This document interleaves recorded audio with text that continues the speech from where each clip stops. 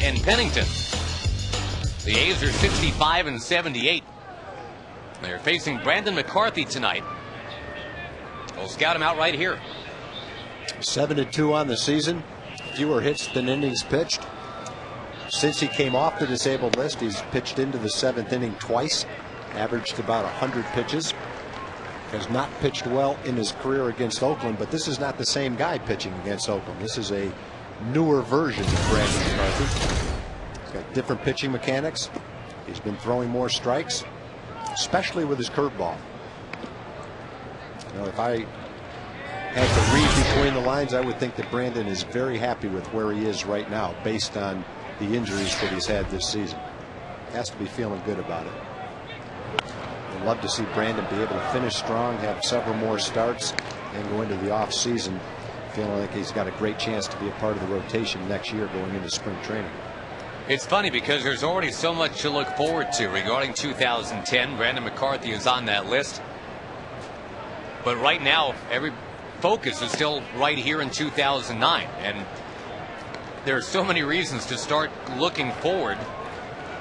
The Rangers' schedule just came out for 2010. I mean, normally, Tag, we'd be talking about that and looking at who shapes up to be a part of it. But nobody's ready to let 2009 go quite yet. You still have 7 games head-to-head against the Angels. And I think that's probably one of the reasons why Brandon feels so good about where he is right now, because he's earned a spot in the rotation while the team is still in contention, battling for a position in postseason play.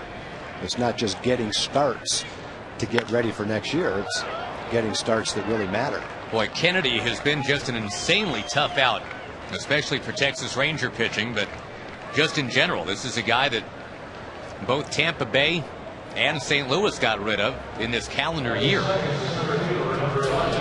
He's really hit a little jackpot here as an Oakland Athletic. Here's the Ranger defense. It's for Bone, Bird, and Murphy. Hamilton not quite ready to run back out there yet. Esteban Herman stays at third tonight. Michael Young is playing but DHing. And Pudge yet again behind the plate. He's kind of taken over that catcher spot. Rajay Davis takes the strike. We should mention behind Pudge Rodriguez tonight, that's the veteran umpire Tim McClellan. He's got the very deliberate strike call. Got to hang in there with Mr. McClellan before you know for sure if it's a ball or a strike.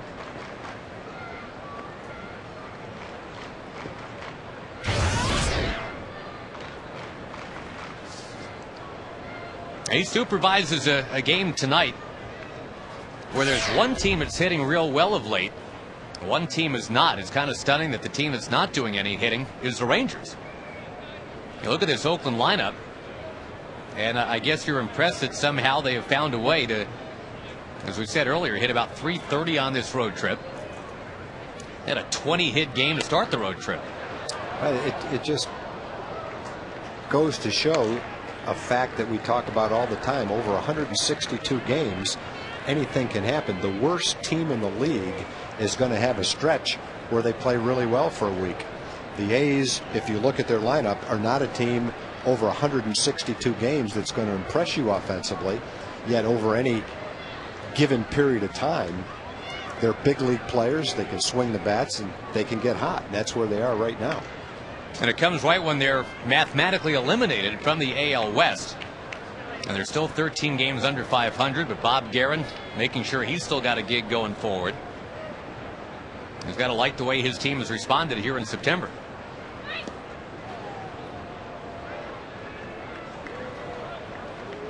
And we mentioned the Rangers' lack of hitting lately. It's really kind of stunning. With 19 innings in a row now without a run. Obviously back-to-back shutouts. The Rangers have never been shut out 3 games in a row in the history of the franchise.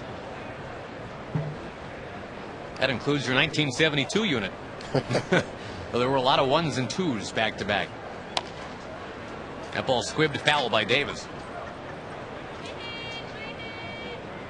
This is only the second time in the history of this ballpark that the Rangers have been shut out in back-to-back games. First time was in 2003. This has kind of been the year of the shutout, both for and against. Thankfully, more shutouts for than against. The Rangers have 11 of them. Opposing pitchers now have 9. Ground ball near short. Elvis Andrus will turn it 6-4, but they will not get the out at first because of who's running. That's Rajai Davis. Yeah, he can really get down the line, and the ball wasn't hit very hard, so that combination made it really impossible to turn a double play.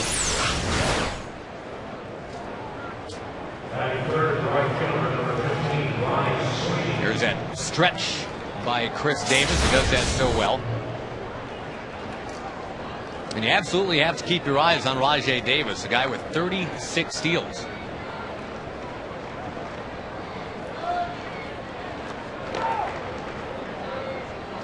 That's another thing that all of a sudden is very different about the Oakland A's. They are stealing a ton of bases. They've had 65 of them since the All-Star break. That's the most in the major leagues. There goes Rajai Davis, and Pudge will whip it down there, but it skids on into center. Davis goes to third. Now Pudge got rid of it real quick, but it skipped behind Kinsler. It's a stolen base and an E2.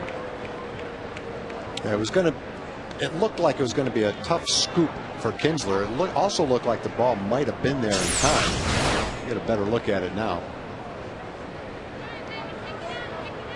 It's tough to tell.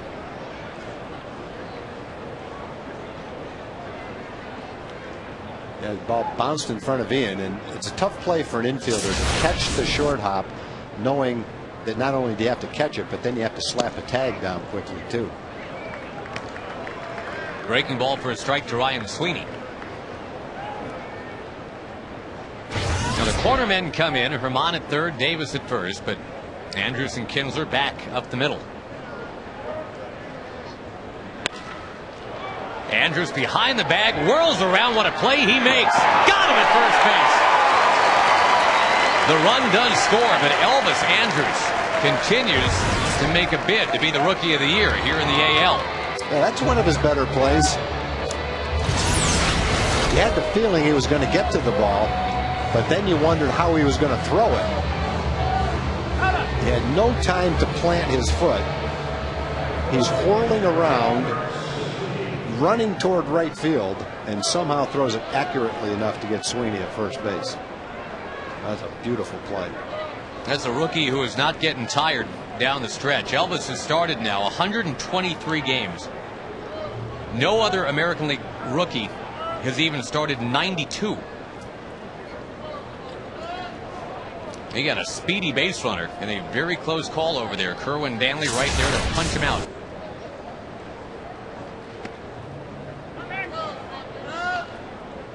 Saw a stat today, Tag, that Elvis now has played in 160 more innings than any other rookie.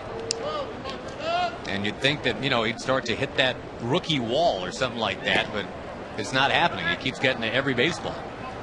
And he's got a 16-game hitting streak. Well, Ron Washington has given him days off periodically throughout the season. He's young. He's only 21 years old. And even though he has never played a schedule this long, there really is no reason why he can't remain strong physically. And maybe just as hard as the physical part is the mental strain of playing every day and trying to produce consistently every day at the big league level. He's handled that better than blowing bubbles, but no, he's remained strong. And I think when he got a chance to hit second, that really upped his level of offensive performance as well. And really, he's been a guy offensively that has gotten better and better pretty much every day from the start of the season. That was the least smooth thing that we've seen from Elvis, but that's fine because the important stuff he's doing real well.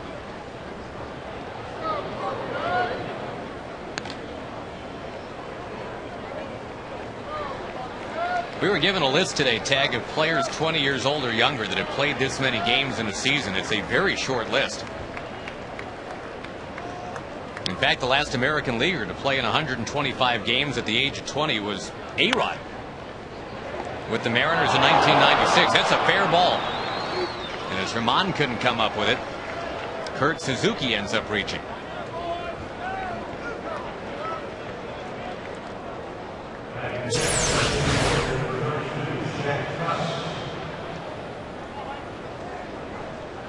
That'll be the second Ranger error of the inning.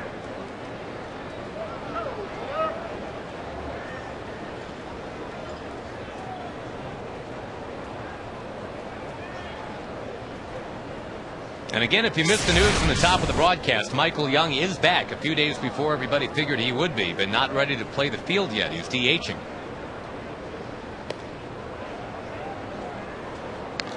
Still no word on Josh Hamilton, though, Tag, and he is missing his 11th consecutive game tonight. Well, the hope was that the last epidural that Josh had would be successful and that he might be able to play in the Angels series. Haven't heard an update on that. Last September, Hamilton was tremendous. Was the Rangers' top hitter, and I think everybody figured that a healthy Josh Hamilton could be the boost the Rangers needed down the stretch, but we have not seen a healthy Josh Hamilton.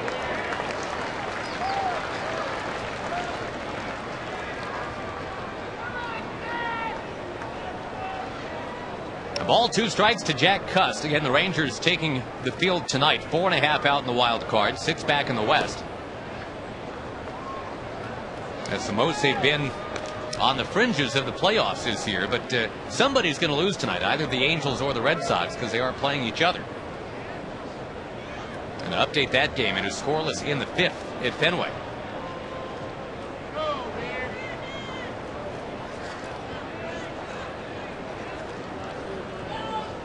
It's John Lackey against Dicegate at Fenway tonight. Just off the plate, according to Mr. McClelland. And a guy with a good eye up there, Jack Cust, runs the count full.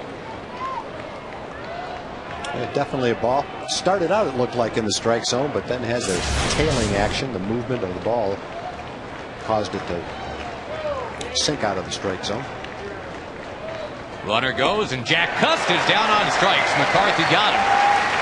1 run in the inning. There were a couple of Ranger errors, and now the Rangers against Edgar Gonzalez when we come back.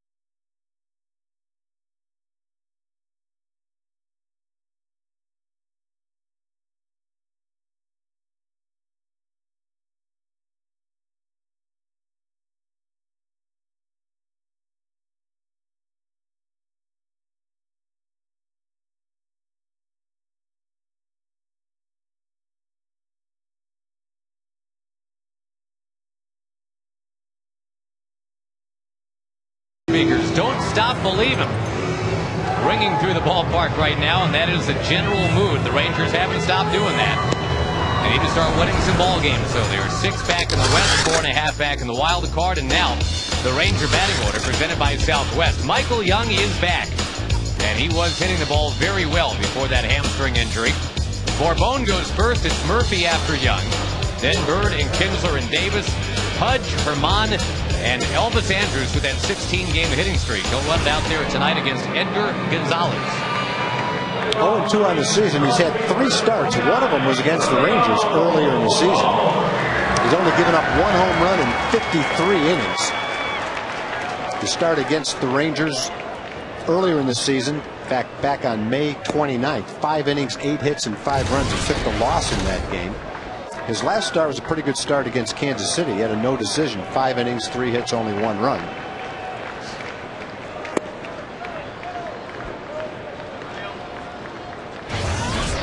Julio Bourbon with a 6-game hitting streak. The first to see what Edgar Gonzalez has tonight. One thing Gonzalez has is the ability to keep the ball in the yard. Jim Thome is the only guy to homer off him all year in 53 innings.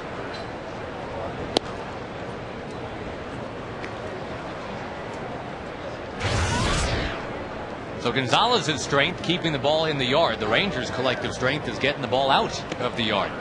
Bourbon draws the leadoff walk. And again, the Rangers haven't scored in 19 innings. Be a real nice thing to establish that ends right here, right now.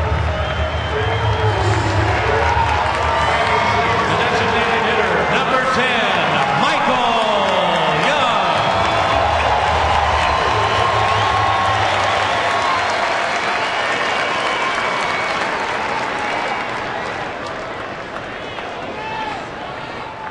The Rangers survived without Michael. They didn't fall completely apart. They went 5-5.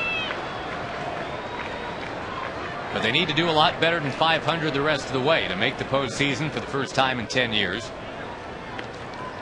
The hope is, if not the expectation is, that Michael Young will help the guys push forward. 19 games to go.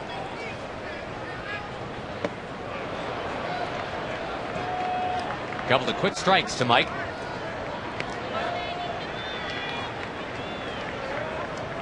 Everybody thought, probably except for Michael Young, 2 to 3 weeks with that hamstring injury. Nope, 11 days.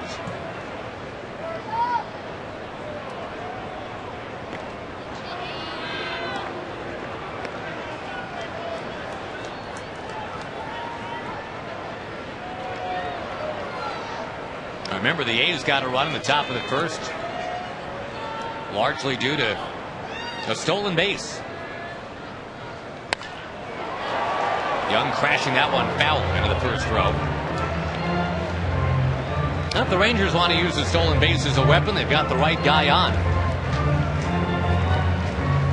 Really exciting to watch Julio Bourbon come up and do what he's done. 14 steals in 15 attempts. Yeah, that's the thing that you like about it. Only been thrown out one time. I love to have guys that can run, steal a base, and do it with a real good percentage. Every now and then you'll see a guy with 25 or 30 stolen bases who've been thrown out 15 or 20 times and not quite as effective, no matter how many steals you have, if you're not doing it at a good percentage. As a team, the Rangers have been so good at that. Got the best stolen base percentage in the league. The last team to have more caught stealings than actual stolen bases, the 1994 Mets, were successful 25 times, and they were caught stealing 26. That's not good. That's not very good.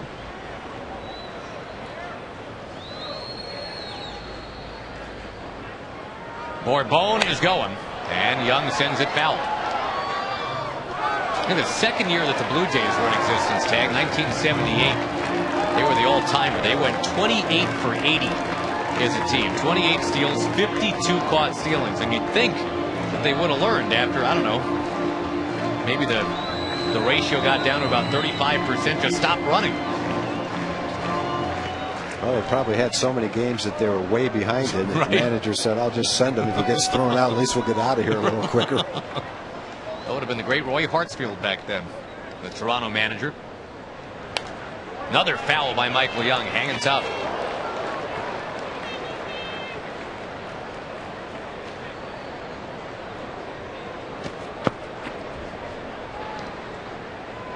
When Billy Martin was managing the Oakland A's, and they called it Billy Ball. All those stolen bases, game after game, Ricky Henderson and Dwayne Murphy and guys like that.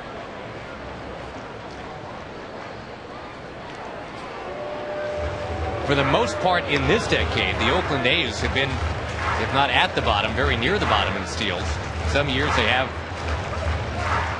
30, 32 as a team. Rajai Davis all by himself has 37 now with the A's this year.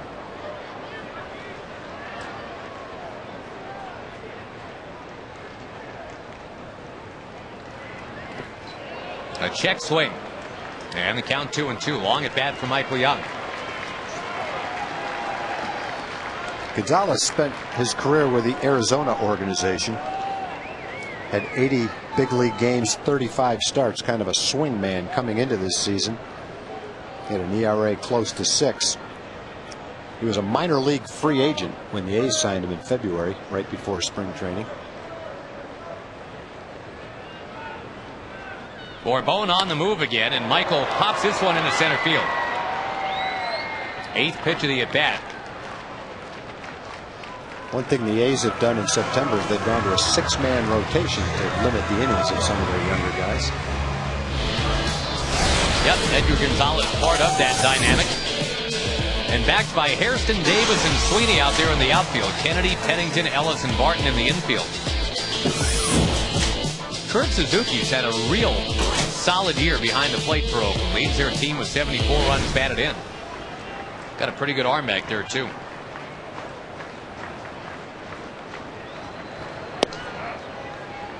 Inside corner, called a strike to Murphy.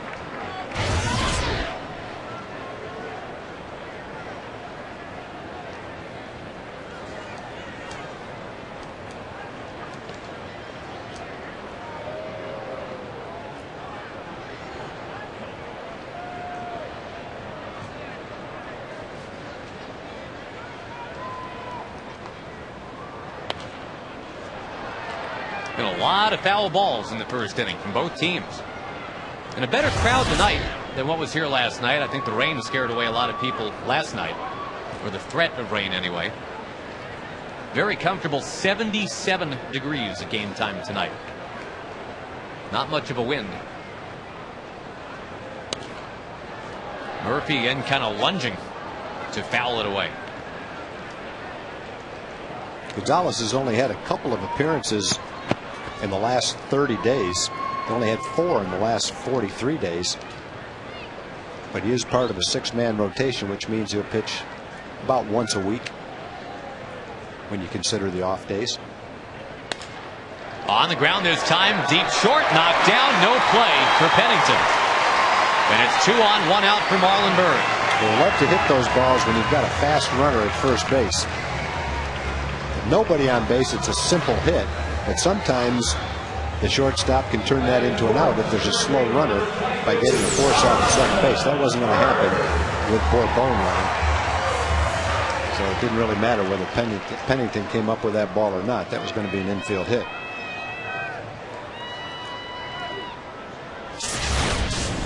That brings up a guy who's been driving in a lot of runs this month of September. That's Marlon Byrd.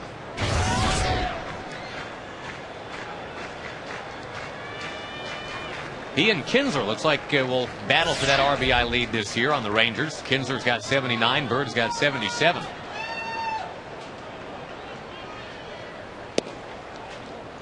Got an outside possibility, I guess, Tag, that the Rangers will not have a 90 RBI guy this year. Last time that happened was 26 years ago. Larry Parrish led the team with 88 in 1983.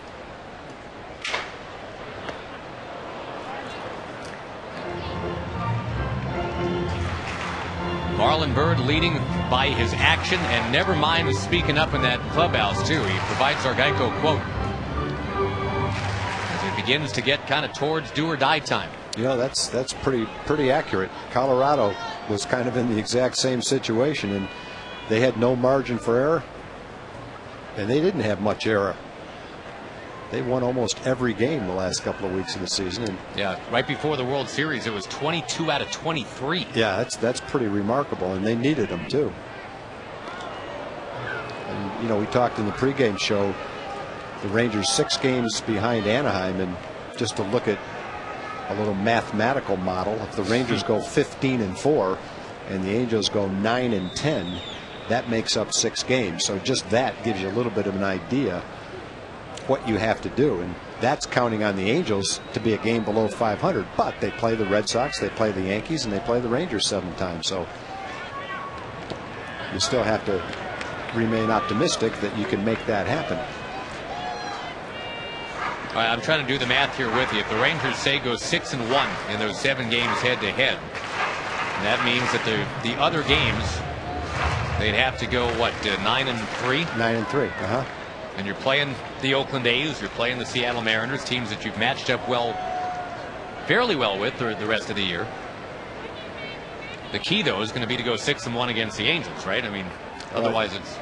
Yeah, they faced a similar task when the homestand started, and unfortunately lost 2 out of 3 to Seattle and lost the first game to Oakland, so they've lost 3 out of 4, which reduces the margin of error. Pretty good changeup, sunk right to the bottom of the strike zone. Tough pitch. Didn't get the call. 2-2 with 2 on. 1-0 Oakland here in the first.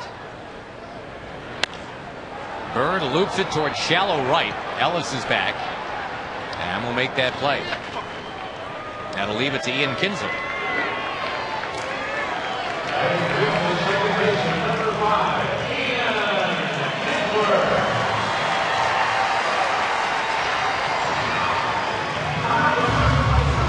Kinsler 1 home run away from 30.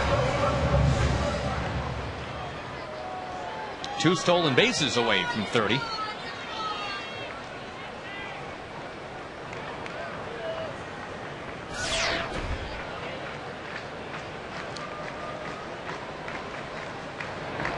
But again, you're not likely to blast one out of the yard against Edgar Gonzalez. 1 home run allowed in about 54 innings now.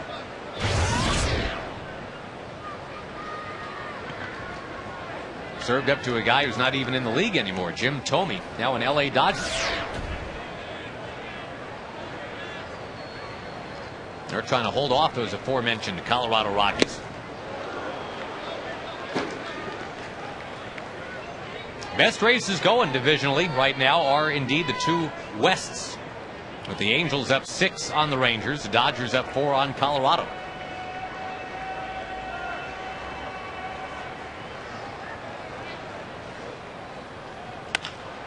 Shot near third, foul.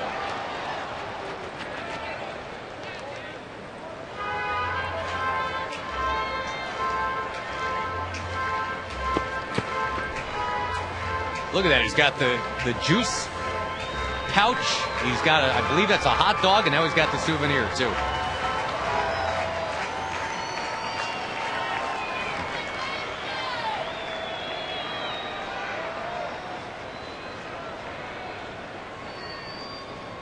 Boy, a really long first inning. 27 pitches from McCarthy in the top. This will be number 26 for Gonzalez in the bottom. Kinsler takes his cut, hits it in the air to left. And the Rangers, despite a couple of base runners, cannot score against Gonzalez. 1-0 Oakland. Off we go to inning number 2 here in Arlington.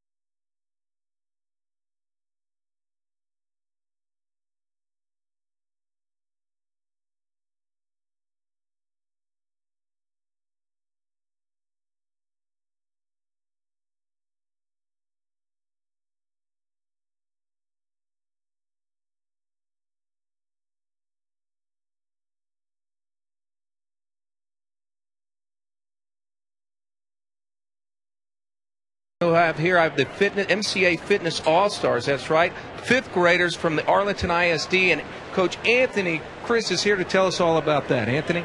Well, it's a great program. We love the Rangers and the MCA with AISD. We partner with those guys to make sure that our 5th grader, awesome 5th graders, become physically fit and fight childhood obesity, Jim. That's excellent. So these 5th graders are actually learning on how to maintain a healthy lifestyle?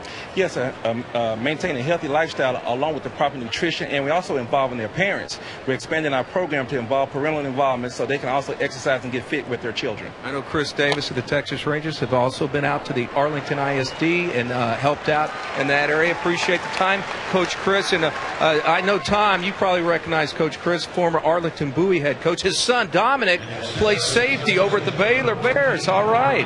Way to go. Sick'em Bears. There you go. Dave Burchett, our director, would love to hear that. Okay. All right, Josh.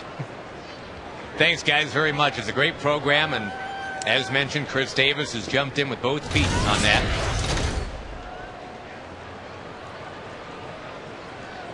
Brandon McCarthy taking care of Hairston rather quickly to start the second. Now here's Mark Ellis.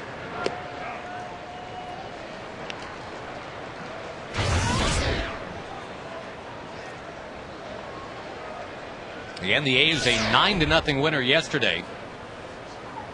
Riding the complete game from Brett Tomko, the journeyman right-hander. First shutout for him in 5 years.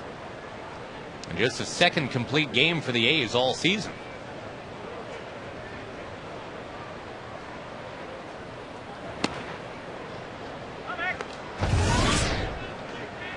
And Scott Feldman was right there with zeros for 5 innings. The A's started scoring in the 6th and then just didn't stop. In on the hands of Ellis. An old twisted foul. Ellis in yesterday's game popped up 4 times to the right side of the infield. 3 times to Ian and once to Chris Davis.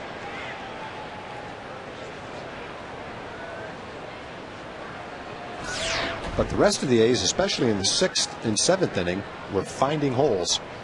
They hit some balls hard, they hit some balls not so hard, but wherever they hit them, they were finding some holes. Ryan Sweeney had his first 4 RBI game of the year, had 3 doubles in that one. And yep, the second 9-0 loss for the Rangers this year. Andrus in the hole. Boy, how can he not be Rookie of the Year? I know there are some pitchers out there like Porcello and Neiman that'll jump into the mix. White Sox fans will tout Gordon Beckham, but as we've talked about, no rookie has played more, and no rookie's been making plays like that more consistently. Yeah, and just hopefully the people that are voting have had a chance to see him play a lot and take defense into consideration. And when you're a shortstop or a center fielder or a catcher, defense should be a major part of that kind of an award. The other guy that might be in the mix plays for these Oakland A's. That's their rookie closer. That's Andrew Bailey. He's got pretty amazing numbers. He's allowed 48 hits in 75 innings. Got 24 saves, and he went to the All-Star game. But Elvis Andrus, literally an everyday player. Yeah, and I'm not sure how that factors into it in the eyes of a voter, but I have to think if you're someone who has followed the Oakland A's all season long, you're probably saying a similar thing about your guy, Andrew Bailey. How could he not be the Rookie of the Year? He's had a great season. So is a closer who's thrown 75 innings. That's a lot of innings. Appeared in 60 games. He goes out there frequently. The results are great. Is that more valuable than an everyday shortstop? That's one where I'm glad I don't have a vote. On the other hand, if you follow the Rangers all season long and you have a chance to watch Elvis day in and day out, that leads to the question you just asked. How could he not be the Rookie of the Year? McCarthy with a breaking ball down too low. Walking Derek Barton. Barton hasn't hit for much of an average. It's up to 232, but he does walk 16 walks in less than 100 at bats. One thing the A's liked about him when they got him from the Cardinals in a big trade for Mark Mulder, brought Dan Herron and Kiko Calero over to the A's. Well, the A's traded Mulder when they couldn't afford him right before he got hurt, so that Dan Herron, one of the 3 guys they got, actually pitched better over the next few years than Mark Mulder did. Well, they made a great trade. Then ended up trading Dan Herron when he got too expensive to Arizona. Kind of a never-ending saga. Billy Beane, the general manager, just keeps flipping those players. And he's been quoted before saying it's like being in a boy band. You know, if you get too old, you got to leave the group. He calls it the Menudo rule.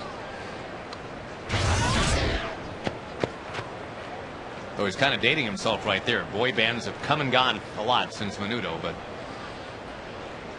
we get his point. Wave and a miss by Pennington, who's been one of their hottest hitters. This guy's 14 for his last 29. And a good changeup from Brandon. And Cliff way out in front of it.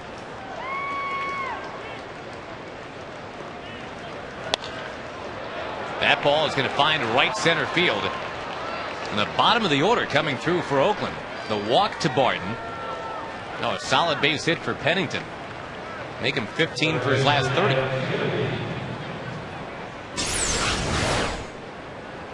Now, Pennington's getting a pretty good chance the last couple of months of the season to win that shortstop job for next season.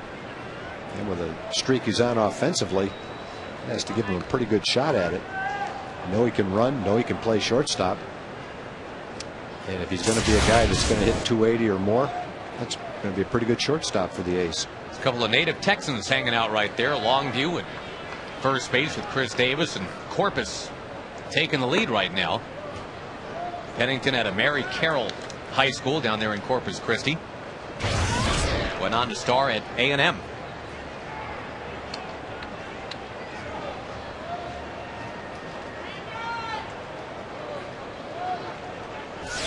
If McCarthy's to keep it 1-0, he's got to get Adam Kennedy. Kennedy had a long first at bat to open the ball game. Finally cashed in with a base hit to left.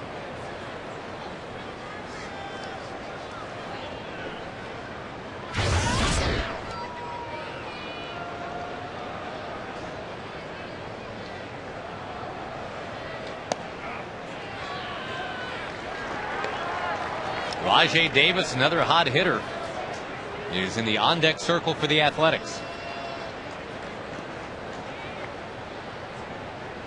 That's the guy that broke the Rangers' heart with that pinch hit triple in Oakland about 6 weeks ago. Swinging, and it's foul. And Pudge will go out to map out some strategy here with McCarthy.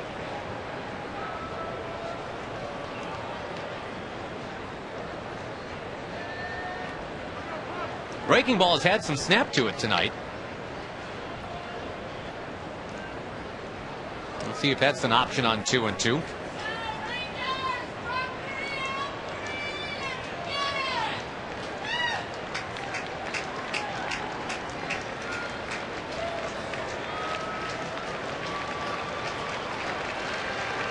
Looks like he's coming in. Up and in. 3-2.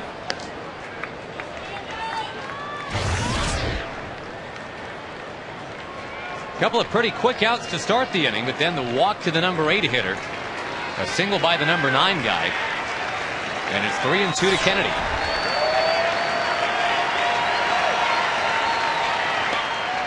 Inside, up comes Rajai Davis. And out comes Mike Maddox to talk to McCarthy. Boy, already 51 pitches to get 5 outs. Against the Indians, Brandon was throwing his curveball for a strike in the middle of the game almost every time. And while he's had a pretty good curveball today, he hasn't been able to throw it for a strike quite as often. Command is not quite the same as it has been in the first 2 games. See if he can battle through it. Ron Washington with bench coach Jackie Moore. Boy, Jackie's been a nice stabilizing addition this year. right-hand man for Wash. Yeah, Jackie's been a great coach for a number of teams, going way back to the Rangers in 1973. Whitey Herzog brought him in. He's coached for Billy Martin. He's coached for Lou Piniella. He's coached in Toronto. Coached in Houston. And he managed these Oakland A's. Managed the A's after Billy left. Yep. 84 through 86. There's that check swing, and they say he held. He did. Good call.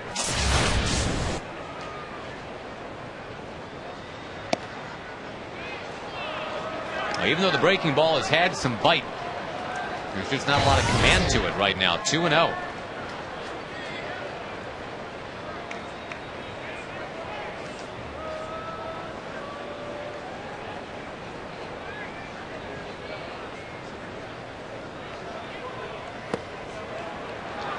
No place to put him, and Sweeney on deck.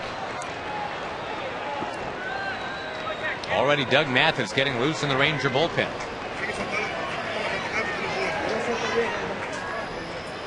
The A's having outscored the Rangers in this series now 10-0.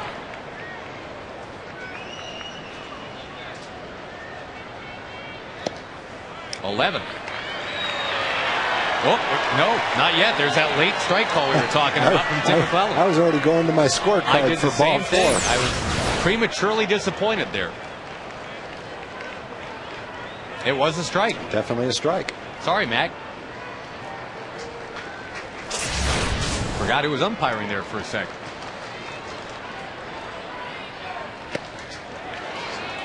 No, we're going to wait and wait and wait, and it's just not going to happen. That is ball 4. 3 walks in the inning. There were 2 errors last inning. So the honest summation here is it's been a sloppy start tonight.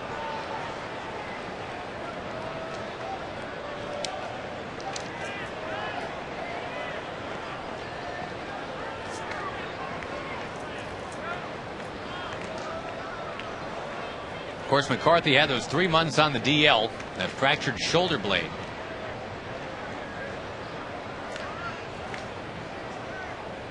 Now jumping back in it in the heat of 2 different races, the AL West and the wild card. Red Sox have gotten ahead of the Angels, by the way, 1-0 in the 6th.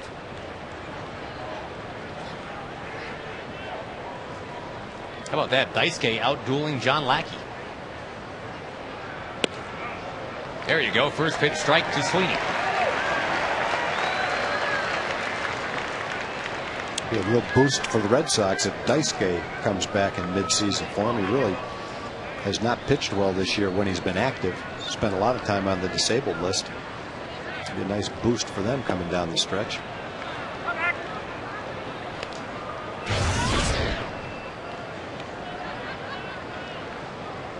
Again, if the Rangers can win tonight, they'll gain ground on somebody because the Red Sox and Angels are playing each other.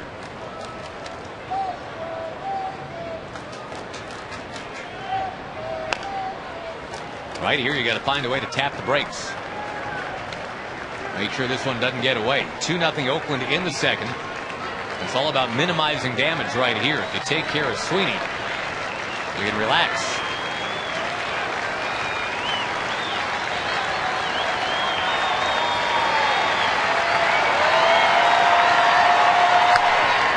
Ripped foul.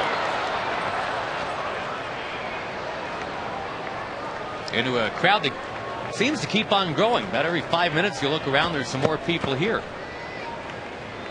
They call that a walk-up in the ticket sales business. The walk-up crowd not too bad tonight.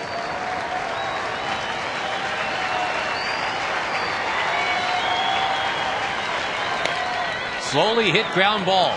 McCarthy to the bag. He's there. That's a nice play by Chris. Wow. Davis took a tumble as he got rid of it. And the Rangers are out of the inning.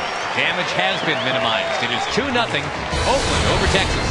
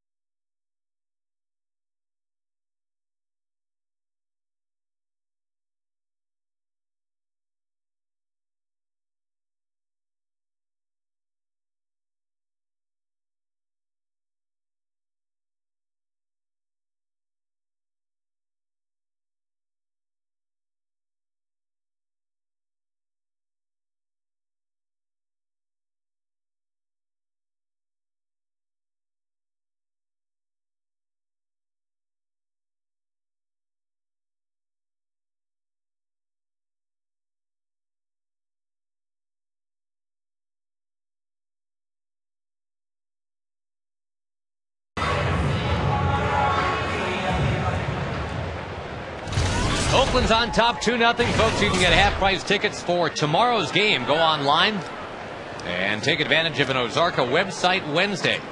TexasRangers.com. Discount tickets available. Sponsored by WBAP News Talk 820.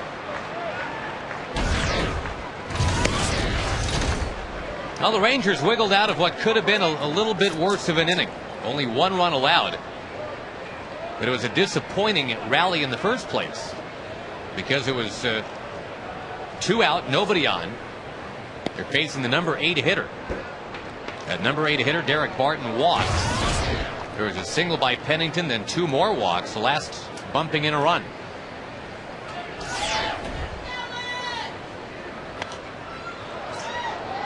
For the Rangers, Davis, Pudge Rodriguez, and Esteban Herman in the bottom of inning 2. They're facing Edgar Gonzalez tonight.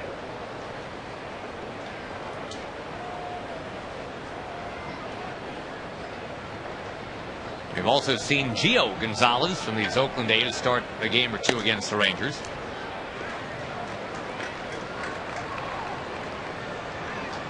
And again, Edgar Gonzalez, a guy with some pretty good natural sink on the ball. Only 1 home run allowed all year. Ground ball scooped by Ellis. He is always very, very consistent, very good.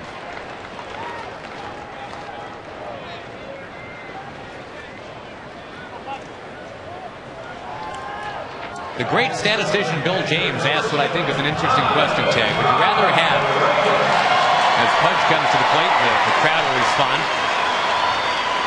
Would you rather have a second baseman who hits 300 and is average in the field, or a second baseman who, like Ellis last year, hit 230 but is great in the field? Well, not logic, but your first reaction is to say, I'll take an average fielder who's a good hitter. That's your first reaction. Right. What do the numbers say? Well, is he asking the question because he's got an answer, or he's just tossing it out there? He's got an opinion, and he'd rather have the guy that makes the plays like Ellis. The Rangers are blessed because they have a guy that does both. Yeah, ideally, that's what you'd like to have, a guy that does them both. Well, I'd like to have $80 million too, but most teams would you like to have like $10 million? Yeah, or 80 or 102 or. I mean, Kinsler all year long making every play. And that's great, but he also has 29 home runs. I guess it always depends on what the rest of the makeup of your team is. For instance, if you've got a shortstop who's a tremendous offensive player and you've got other players that knock in runs and your team scores plenty of runs, sure. Right. I think I would rather have that kind of a defensive player at second base. It's such a key position. Pivot man on double plays, middle infielder, always a key position. But if it comes to like Placido Polanco or Dan Uggla, I mean, there's no right answer. It's just kind of, what's your preference? Yeah, and I have a hard time with that one because I haven't seen Uggla play. I know he can hit for power, but I just can't visualize him defensively. But to me, if Uggla is an average defensive player, I'll take his power at second base. That's my first reaction. But I'm always interested to see what people like Bill James, the sabermetricians who really crunch the numbers, have to say about those things. I don't think you can make up your team based on those kind of opinions, but I think you have to factor them into your decision making, because sometimes what meets the eye in baseball isn't necessarily the actual way it comes out when you crunch the numbers. Wave and a miss by Esteban Herman. It's a nice start for Edgar Gonzalez tonight. Oakland's on top 2-0.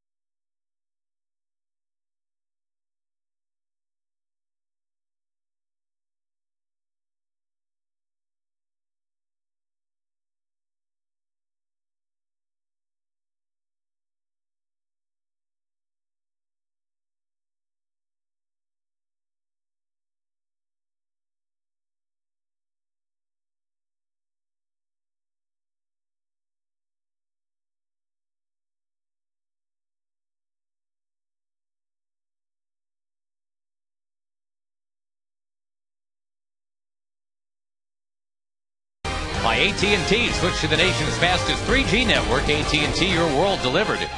And by Whataburger, just like you like it.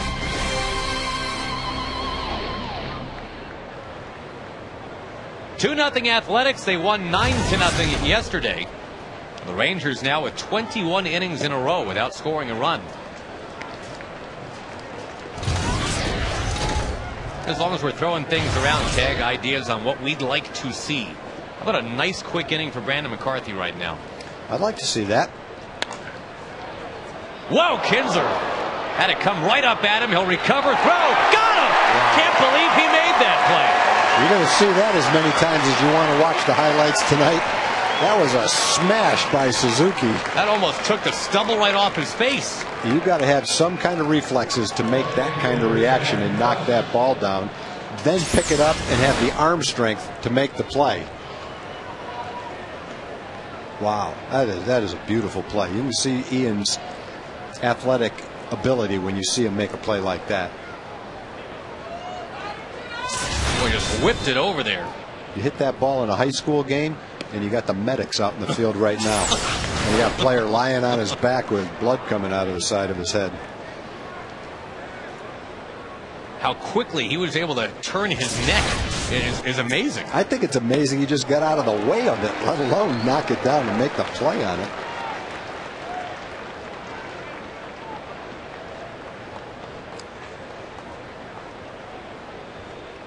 You've seen two great plays by two athletic infielders. Play that Elvis made early in the game, and then that play by Ian.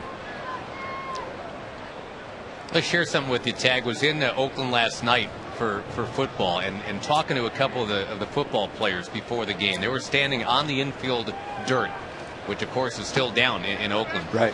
And what they said, I just thought was fascinating. They said, I can't believe that shortstops can get from here to here, you know, and they would draw like a little, I don't know, 20-25 foot swath.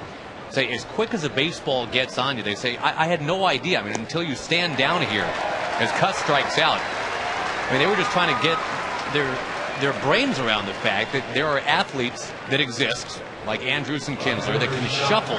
They've got the agility to go and get baseballs and react as quickly as they can.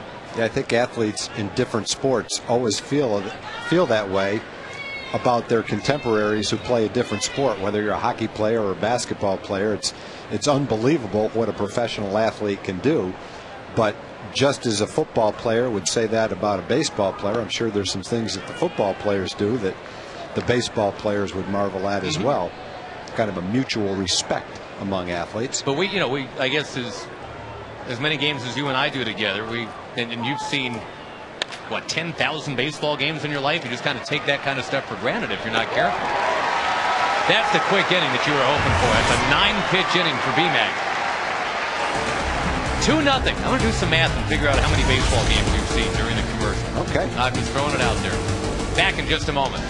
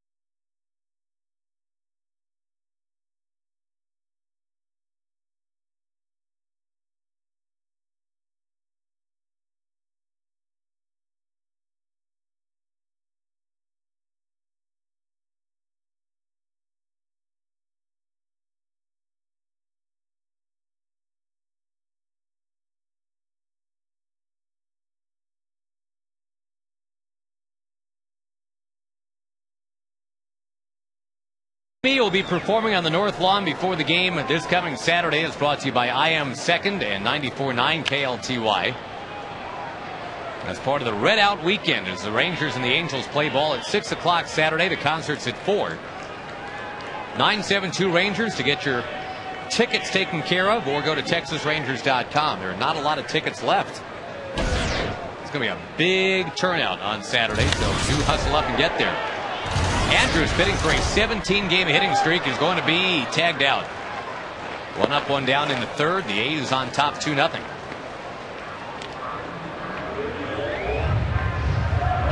All right, so during the commercial break, Tag, I did a little math, figuring that you've seen about 5,000 Ranger games. Okay. And if you throw in what you've done with the Washington Senators and in the minors, somewhere around 62 or 6,300 professional games that you've seen. Wow, in that's minor a lot leagues of games. too. So, and I can remember about 2 or 3 of them.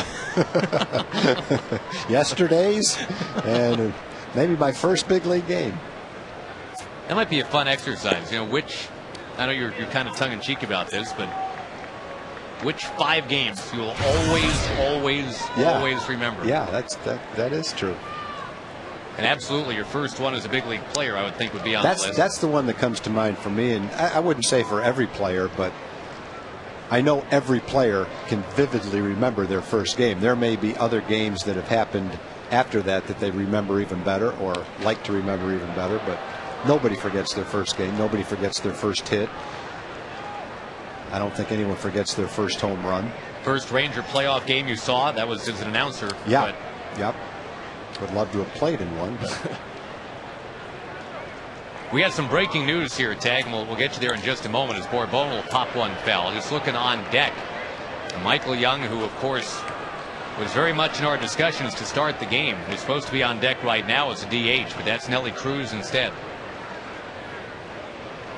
Michael, the 1 at bat, long at bat, 8 pitches, but he ended up flying out to center. he had a lot of swings in that at bat. He fouled a lot of balls off. And it's the one thing I don't think you can simulate when you're trying to come back from an injury like a hamstring injury. Well hit ball by Borbone. Is your reaction after you hit the ball. When you're taking batting practice or you're rehabilitating it, you don't have that instinct, that quick movement to get out of the box and go toward first base. And until you do that, I guess you probably don't know if you are 100%. Even though Michael didn't have to sprint to first base, those swings that he took and those quick movements that you take as you go toward first base, not that he ran out a foul ball, but your first instinct is to quickly move toward first base when you make contact. May have been kind of an aggravating thing. Oh, you give Michael Young major props for trying to get back out there tonight. The Rangers needing his bat. And as we've talked about, they've made do without him. They're 5-5 without Michael in the lineup. But yeah, the thing you can't measure is you can't measure what it means to the rest of the team to have the comfort level of seeing Michael at third base, making every play, coming in out of the bench when you need a run or you need a hit, and seeing Michael on the bench. When that's your leader, just having him there, regardless of what he's doing on the field, is something that's difficult to measure, but very important. Cruz with a foul tip. Gonzalez with a vast variety of off-speed pitches working for him tonight.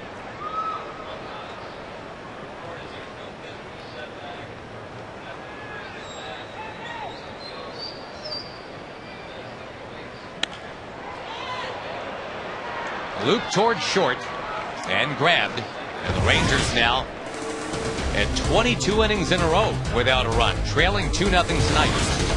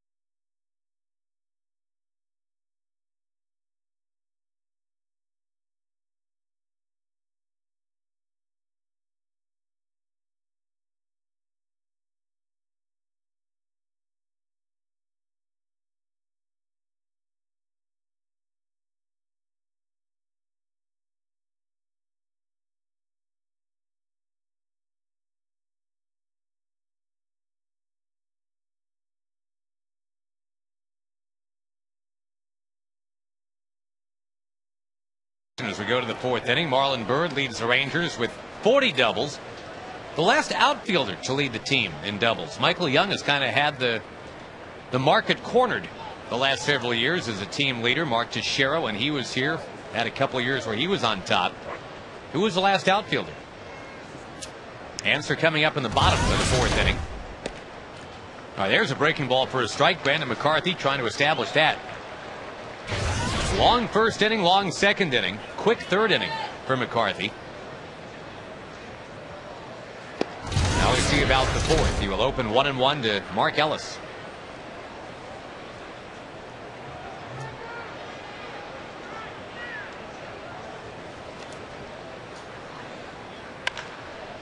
Josh, I want to take just a second to thank Jeff Barnhart. He sent us a copy of his new book called The Longview Cannibals. Jeff is a resident of Longview, Texas, lifelong baseball fan. He's a member of SABR. And he's written a very interesting book about the Longview Cannibals, a baseball team from back in the 20s and 30s that was in Longview. One of the best named teams ever, or at least most interesting They named took teams no ever. prisoners. Apparently. They would have you for lunch sometimes. Jeff has a big desire to preserve the rich semi-pro and professional history of baseball in East Texas. And by the looks of the book, he's done a great job. So thank you, Jeff, for a copy of that. Got a Longview native playing first base for the Rangers. That's right. And Mr. Chris Davis, so he is no cannibal. Also from Longview, remember Charlie Neal, the former Dodger and Met back in the 60s? Yeah. He was on that infamous expansion Mets team that went 40 and 120. As you check the Red Sox Angels update. In the air, left center, down for a base hit. Wide turn, Ellis comes back. And you mentioned, Tag, yesterday he was just popping the ball up to the right side. This time he hits the ball to the left side twice. Yeah, the A's had a number of balls in that gap in yesterday's game. Several of the doubles were sliced into the gap like that. That ball wasn't sliced into the gap. Some of the ones from the left-hand hitters were.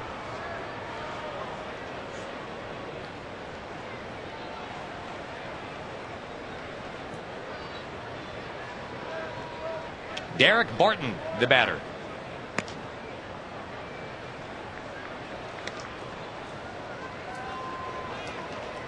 And Doug Mathis up in the bullpen for a second time.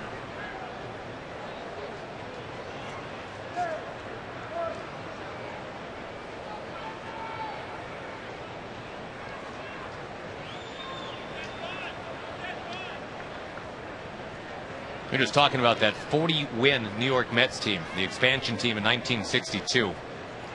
No shortage of amazing stories that come out of a year like that. That was the Casey Stengel-managed Mets. Of course, it guided the Yankees in their late 40s to mid-50s heyday, but he did not exactly inherit the 1940s and 50s Yankees. Yeah, every time, 40 times that year, some other team said, how could we lose to that team? That's right. It just goes to show you, over 162 games. That be interesting to know. I don't know if you have that. What was the longest winning streak the Mets had that year? Did they ever have a streak where, for instance, they won 5 straight games? I will find that out for you, partner. All right. Because it'll really prove a point that over any given short period of time, almost anything can happen in baseball. The best team can lose 5 in a row. The worst team can win 5 in a row. That ball into right center, and Derek Barton continues to play well in this series. He has doubled to make it second and third with nobody out. McCarthy has walked the tightrope. He has kept it to 2-0, but will Ron Washington let him stay on the tightrope, or does he go to Doug Mathis? I think there's your answer. Yep. Well, kind of like Kevin Millwood at the beginning of this homestand. You got a guy that you're confident in that just can't get through the 4th inning when you really need him to.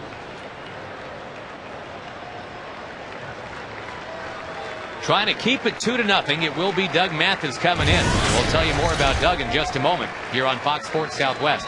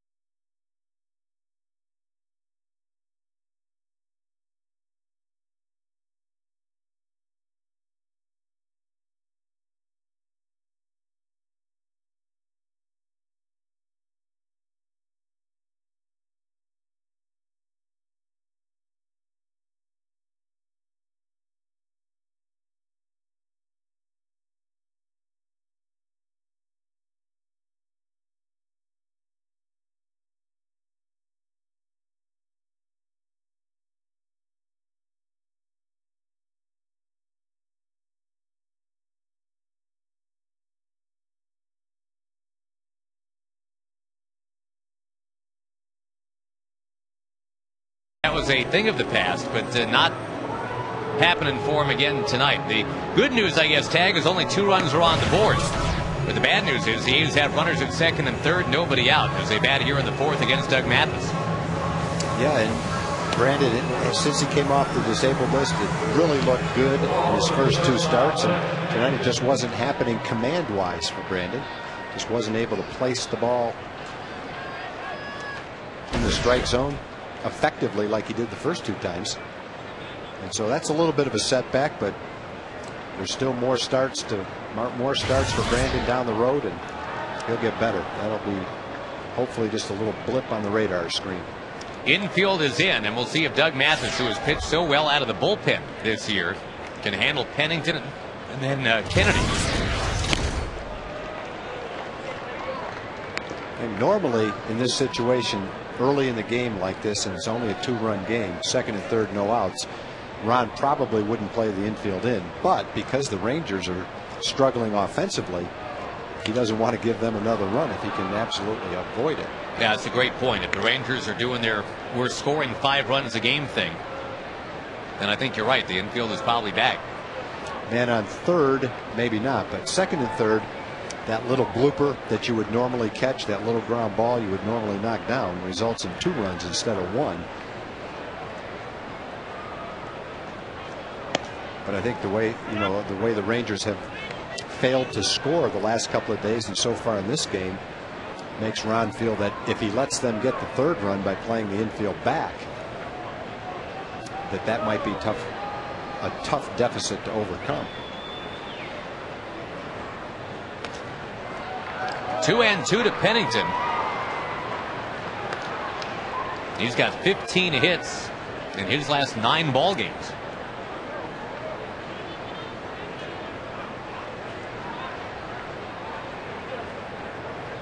When things die down a bit here, Tag, I've got that answer to your 62 Mets question, too. Good. Isn't a computer an amazing invention? It's How can incredible. you find that stuff out in like a minute? Little elves inside my computer do it. To left field and shallow. Smart. Yep. That's the first out of the inning, and Kennedy comes up next. We were talking about the fact that even the worst teams can put together a good stretch. Goodness knows the 62 Mets were about the worst team going. They had a 17-game losing streak, a 16-game losing streak, and a 14-game losing streak that year. But they had 3 3-game win streaks. And in fact, their first one got them to 9-12, which really isn't all that bad. Just the rest of the way, it didn't really go well. Yeah. Well, if you're the team that goes into New York and loses 3 straight to that team, you leave there not feeling too good about yourself. But someone's going to have that happen to him in the course of 162 games. It was. It looks like the Reds in August. They went in when it was 27-80 for the Mets, and they got swept. Inside to Sweeney, or excuse me, to Kennedy, who's already been on base twice with a single and a walk.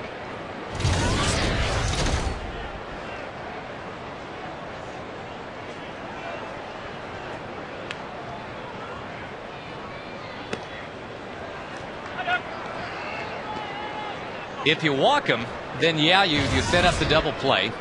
But that's, I guess, kind of in theory. You'd still have to get the double play from Rajay Davis, who's about the fastest guy on their team. Yeah, we saw him beat out an fielder's choice, and the way he can get down the line, that's unlikely. Not impossible, but unlikely, unless he hits a smash right at somebody.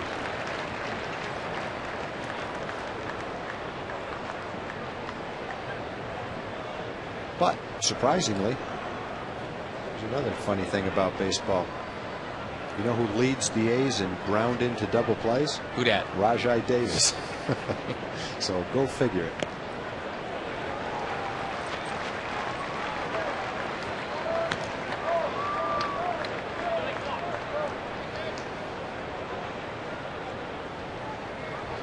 The A's have won 6 of 8. The Rangers will see plenty of these Oakland A's the next week and a half. They got a 4-game series at the Coliseum coming up.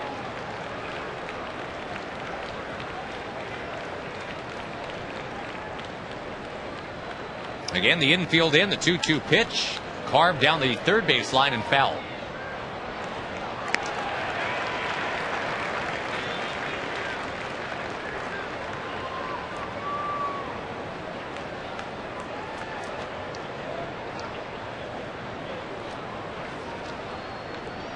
The Rangers have yet to dent Edgar Gonzalez, the starter for the A's tonight, looking for his first win all year. The A's have already chased Brandon McCarthy.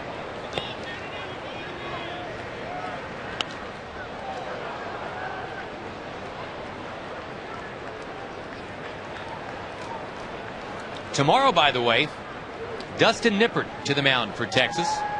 We'll see Trevor Cahill going for the Oakland A's. 7:05 first pitch. Something about tomorrow, too, I need to remind you. What's that? Don't eat a big lunch tomorrow. Oh, it's tomorrow barbecue night? Tomorrow, our friends from MR Pigs Cafe and Catering in Idabel, Oklahoma will be here. Best barbecue in Idabel. Melody McKell. We met them the other night. Very nice people and a great restaurant. That one's outside, 3-2 to Kennedy.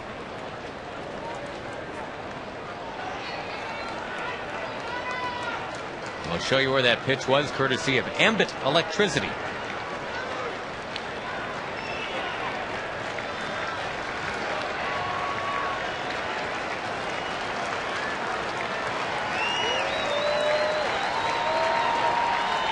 Got him! Wow. And what a time to throw it, too. Second and third and nobody out. Now it is second and third and 2 out. We got Pennington a little jam shot to left field. He pounded Kennedy in with a couple of good fastballs and then threw a beautiful sharp breaking curveball that Kennedy couldn't come close to making contact with.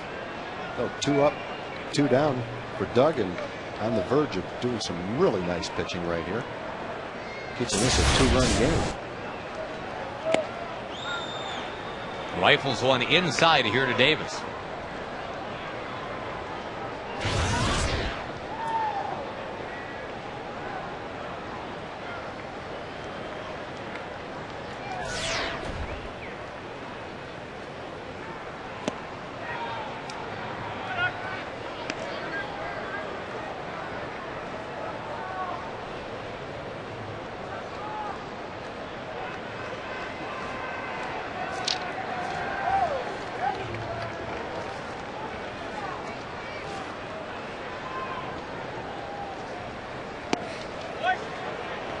Again, first base is open.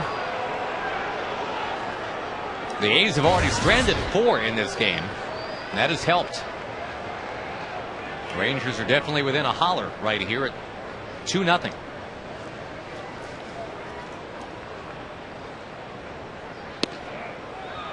Inside corner, a strike.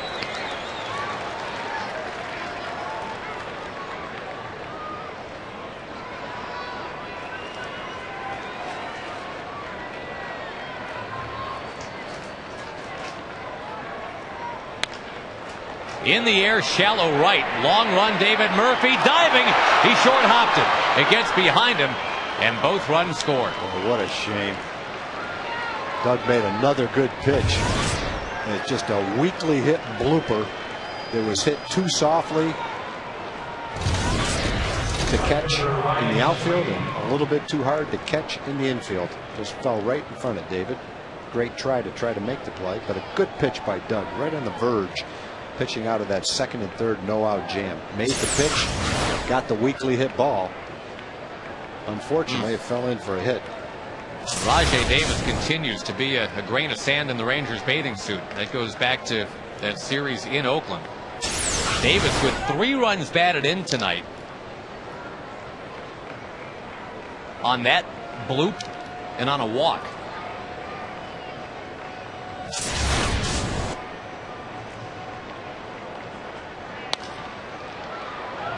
Another base hit, this time for Ryan Sweeney. Davis takes a turn, scoots to third, and running all the way into second base is Sweeney. That's just the case where the runner baits the outfielder into making the throw when there's very little chance to get him at third base, and allows the runner to take that extra base. That's something we've seen the Rangers do a lot this year on the bases, and the A's returned the favor to him.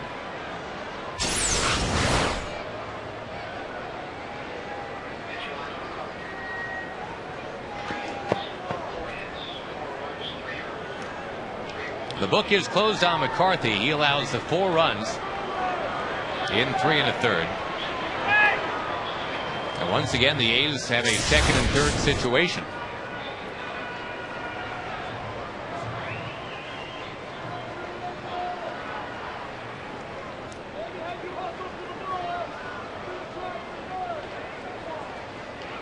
Well, right now the homestand is at 1 3.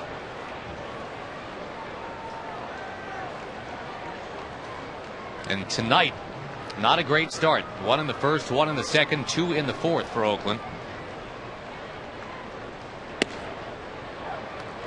That's a strike to Kurt Suzuki.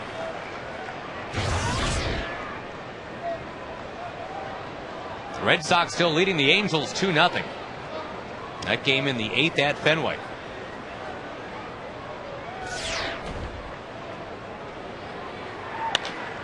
Grounded towards Elvis Andrus. Oakland has stranded 6, but they have scored 4. And the Rangers have to get to hitting now, trailing tonight on Fox Sports Southwest.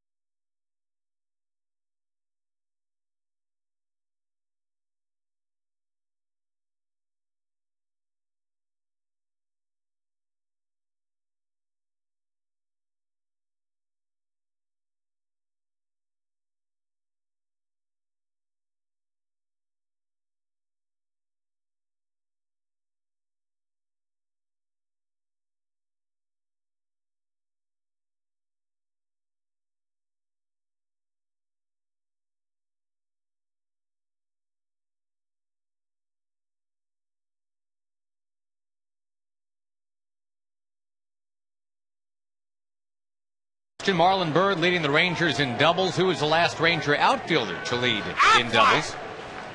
Got to go back to our good friend Rusty Greer in the year 2000. Again, a lot of Mark Teixeira and Michael Young in this decade. Keep it in the infield for those doubles leaders. Now, the Rangers needing to get it cranked up here against Edgar Gonzalez. The last time out only went 5 innings. They've kind of kept him on a short leash, and you wonder if he'll do that again tonight.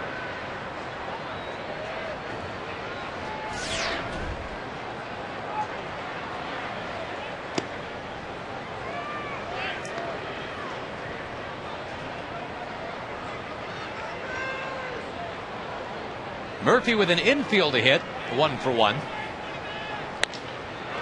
And a high drive, right center field. That ball going to the track, going to the wall. Gone! Rangers on the board. Oh, it's nice to break that streak anyway. David with his 16th home run of the year. After running the Ranger bullpen.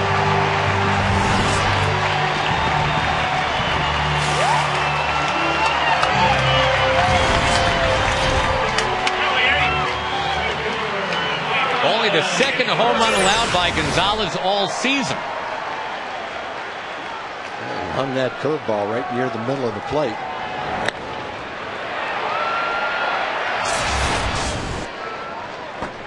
Boy, needed that.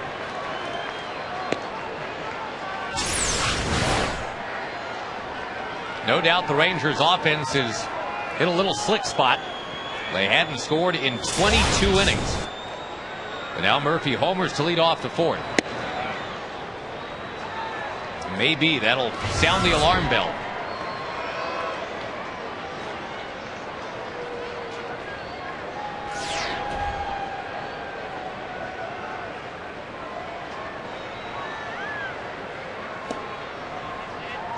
Two balls to strike to Marlon Byrd, who, remember, had that great stretch on the road. Marlon actually 16 for 30 at one point, but now 0 for his last 12. Looking to break out of that. He will knock one into right center field. Long run, Davis. He can't get there.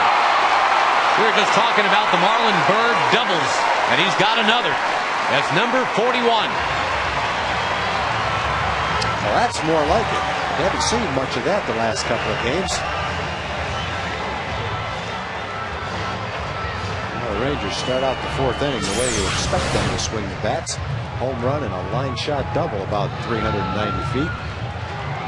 Gonzalez located that fastball pretty much the same spot he located the hanging curveball to David.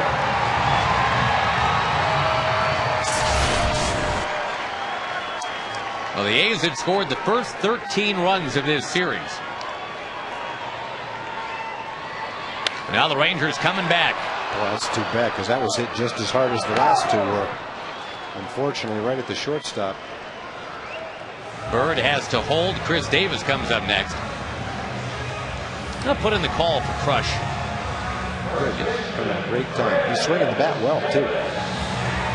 Looking for his 20th home run of the year. Of course, he had one overturned earlier on this homestand. He's hit some balls hard on this homestand. Not much to show for it. The two long fly ball outs a couple of games ago. A line shot right at the left fielder yesterday. Hit the ball hard to second base the first time up today.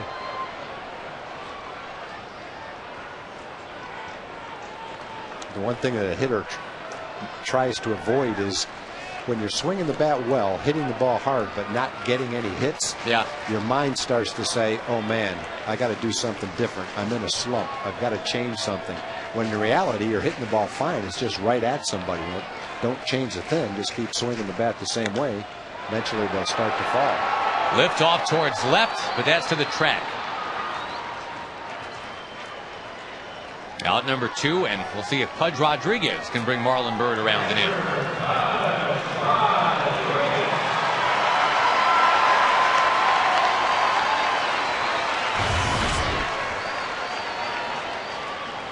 Again, Pudge was imported to be a part-time player. That was the initial plan, but he's played in 18 of the last 23 games now for the Rangers.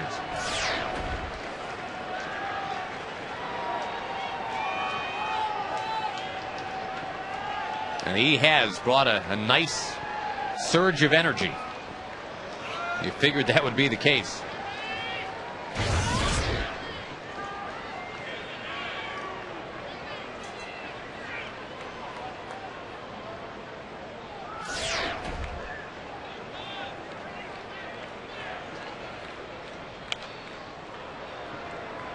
Again, the off-speed stuff has kept the Rangers off balance tonight. There is action behind Gonzalez in the bullpen for the first time.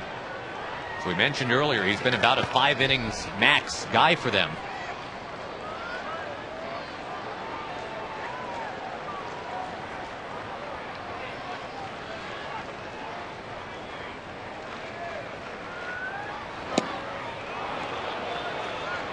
Count dips to 1-2. That pitch right there is probably why Gonzalez hasn't given up many home runs. That good hard sinker. He's gotten some balls up in this inning. The Rangers have hit several balls hard against him. But that's a pitch that you're not going to hit hard. Skipped it to the plate this time.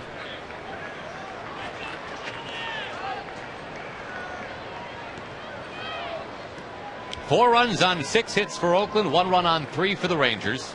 They committed those 2 first-inning errors as well. They're on the board here thanks to a David Murphy homer.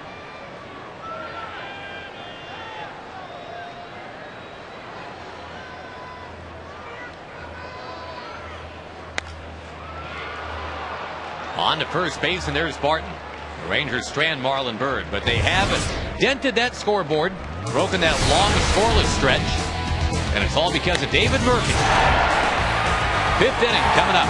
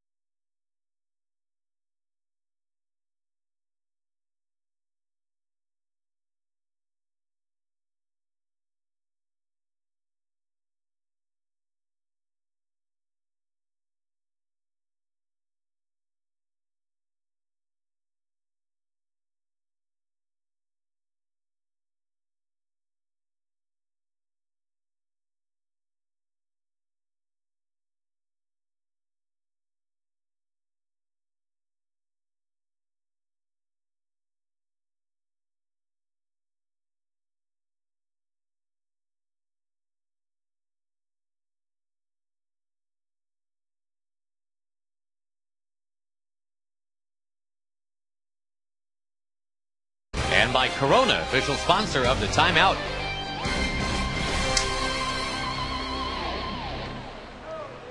Four to 1 now. Oakland over the Rangers. We go to the 5th inning, and Doug Mathis trying to make sure the A's don't keep on scoring. That's a good pitch to tie up Jack Cust, who's normally up there for at least 4 pitches, if not 5 or 6. Got him with 1 as we go to Jim Knox. All right, Josh, we have an interesting anniversary going on. This is Everett, and then he is with the 24th anniversary of the Cliff Meyer Hired and Trained. What's this all about, Everett? Well, Cliff Meyer hired us all into the printing industry about 30 years ago, and we've met out here for the last 24 years in memory of Cliff Meyer, who passed away 10 years ago. We take his wife, Millie, out to dinner, and then we all come to the ballpark. There you go. And longtime Ranger fans right here, 5 in a row right here. Way to go. Good to see you guys, and good to keep that anniversary up. Thank you. We appreciate it, and we're big Ranger fans. Go Rangers. There we go. Josh? All right, Jim, thanks. Welcome, everybody. Scott Hairston taking down an in. Again, a bigger crowd tonight than what the Rangers had yesterday. Big crowds expected this weekend for the Angels. Wear your red. The Rangers will be doing that, and trying to knock some games off the Angels' lead in the AL West.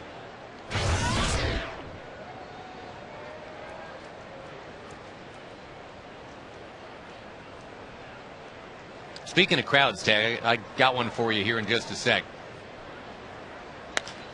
That ball is rammed into right center field, base hit for Hairston.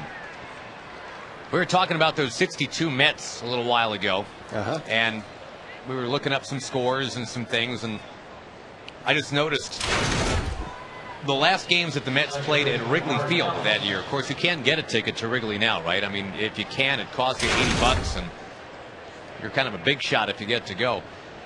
1962, the last 3 games, and I know it's only the Mets that were 40 and 120 Still, going it's in Wrigley there. Field. It's Wrigley Field. It's a big league ball game. It's the number 2 or 3 market, right?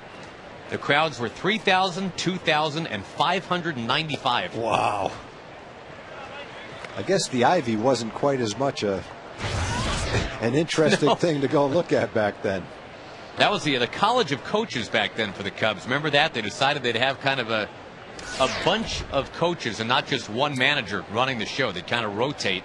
They had guys like Bob Kennedy and Charlie Metro and Lou Klein, Harry Kraft, and it was a revolutionary concept. It didn't work. The Cubs weren't quite the Mets that year. They didn't lose 120, but I think they lost something like 95.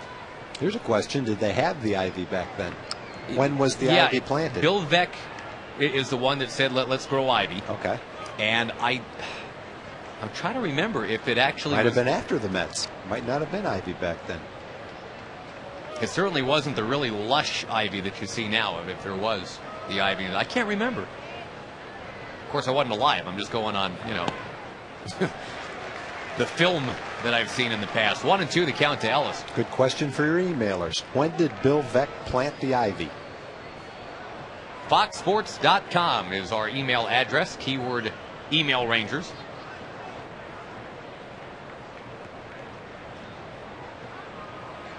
I can't imagine the College of Coaches would work today. You had like 5 or 6 different guys trying to run a modern big league team. Nice job by Doug Mathis. Out number 2 in the inning. It's an interesting concept, but I don't believe it would work today. See that one fade away? Got Ellis to chase the last 2 almost right on top of each other. Pitched 3 and 4, 2 sliders down and way out of the strike zone. Good pitches by Doug.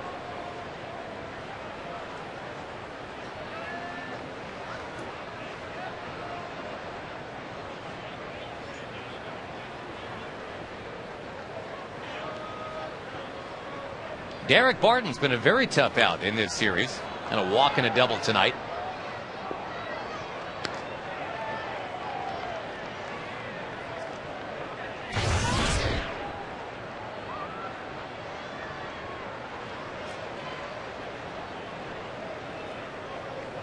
The Rangers getting set to have Herman Andrewson Bourbon come up in the 5th.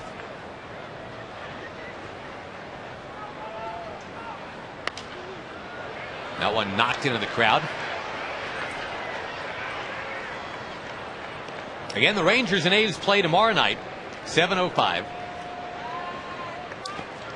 Day off Thursday, and then the Angels. If there was ever a time to sweep the Angels and have crowds of 40,000 plus to watch, it's this coming weekend.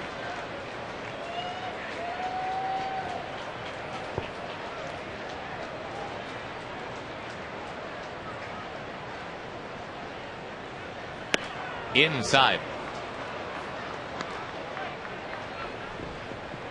We were talking earlier, Tag, about how the Rangers have kind of treaded water. They've hung in there without Michael Young and Josh Hamilton, 5-5, but the Angels 8-2 during that time. The Red Sox 8-3. They are not cooperating. Yeah, they've been two tough teams to chase because they don't lose very often. Mathis disposes of the hot-hitting Barton. And the Rangers will try to continue their comeback work when we come back.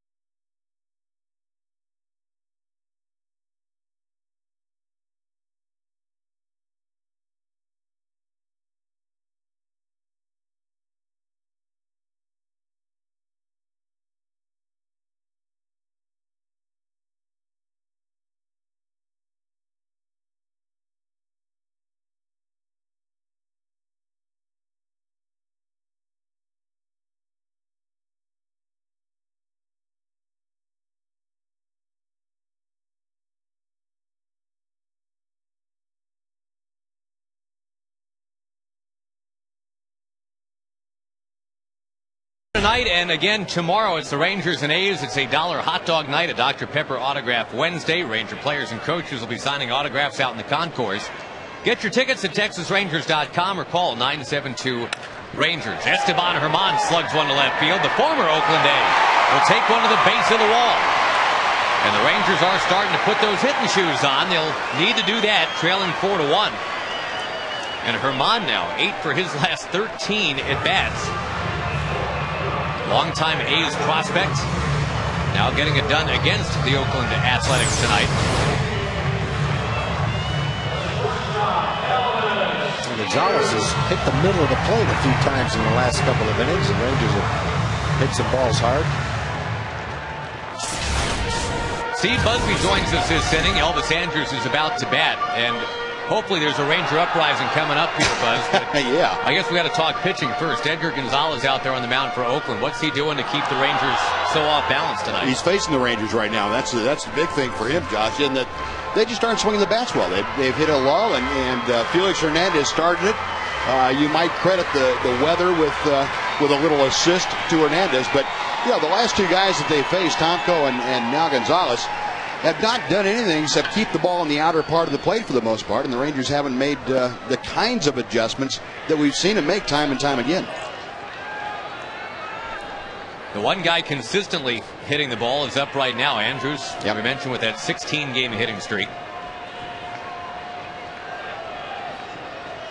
No Ranger rookie has ever had one of those. We'll show you the forward leaderboard. Jerry Brown and George Wright had 15s. Ruben Mateo had a 14. Andrus is the first Ranger rookie to run one to 16.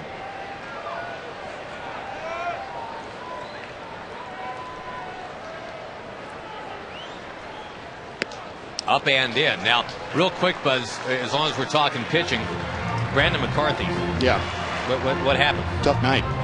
You know, he just had no control, not even command. Forget the command. The control was not there. He couldn't throw his fastball in the strike zone early. Had trouble with the changeup and breaking ball from time to time. But you know, you're almost out there defenseless. And finally, it looked like in the third inning that he got a feel for it. To me, it was amazing. He only gave up a couple of runs when he was still having those problems. Andrews, who continues to be a patient rookie up there, draws the walk, and Bob Guerin. He's not a patient manager. No, he's not, because here's Gonzalez still without a win this year. You need to go 5 to be eligible, and they're not going to give him that opportunity. Craig Breeslow has gotten up in the bullpen. It was Jeff Gray earlier, and I think it might be. It's probably a lefty because yeah, it is going to be Breslov. We've got Bourbon and Murphy coming up. Right, so the lefty comes on. The Rangers will have the tying man at the plate when we come back. More with Steve Busby, too, in just a moment.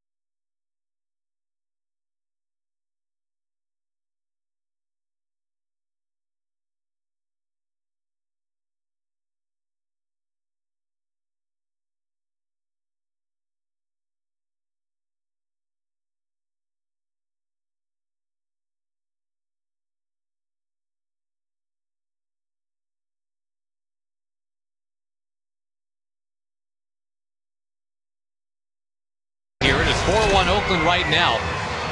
The A's have gone to the bullpen. They get Edgar Gonzalez off the mound, and Craig Breslov will step on it. Be a lefty, then a righty. It's going to be Cruz following Bourbon.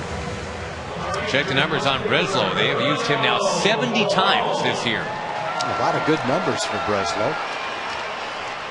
Tied for the league lead in appearances. This might put him in the lead in appearances. Pitched really well over his last 14 games. Only given up 3 earned runs in his last 16 innings. Pitched well with inherited runners, well with men in scoring position. Done a nice job for the A's. Bourbon showing bunt. Pushes it to third. Nobody's covering third, so there's Bourbon getting her done.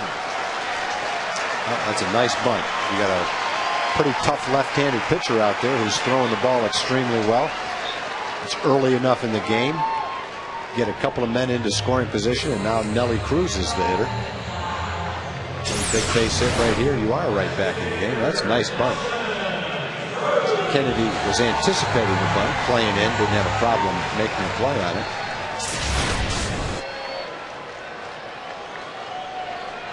Now Breslov knows he's got first base open and a lefty on deck, but Nelly Cruz,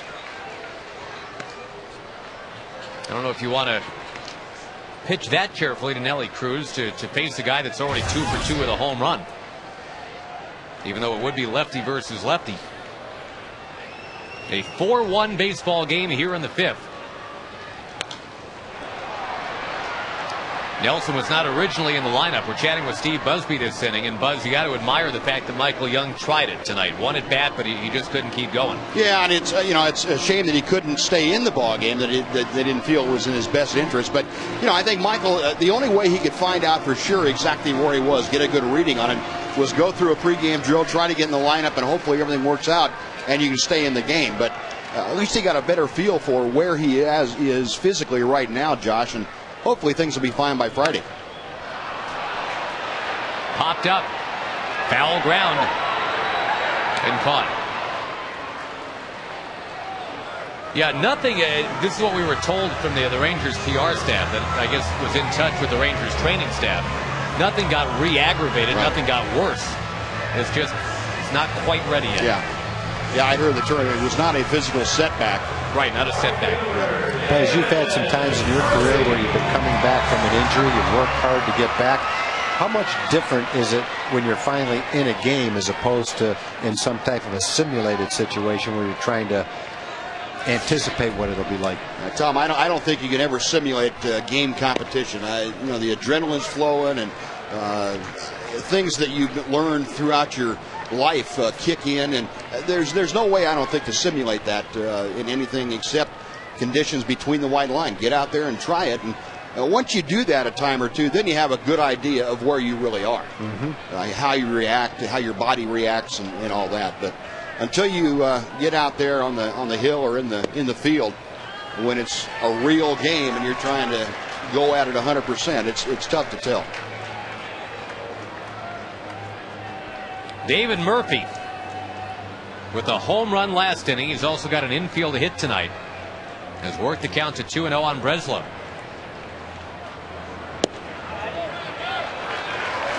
Always have to wait for that Tim McClellan strike call, but it never did come. It's 3-0. And it's Marlon Byrd on deck. Tim has always thought the strikes were state secrets. They don't want to give it away. He'll tell you when he's ready to tell you. Swinging 3-0, and Murphy, well, maybe thought he had his pitch, but was going to pop it into center. And the Rangers had 2 on and nobody out. They did not score. Steve Busby, thank you, brother. Thank you, Josh. Appreciate it, Tom. Rangers live after the game. Talk to you afterwards. Talk to you then. 4-1, A's.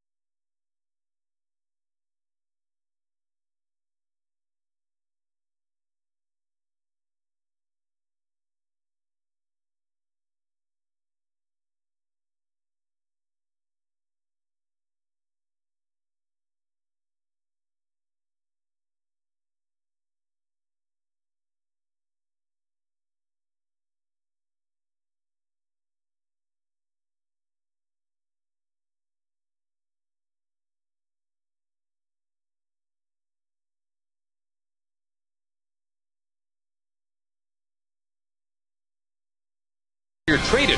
For more information, visit AmikaTexas.com. Rangers hanging in there tonight, trailing the Oakland A's 4-1, and to try to keep it 4-1, the Rangers turn to Neftali Feliz.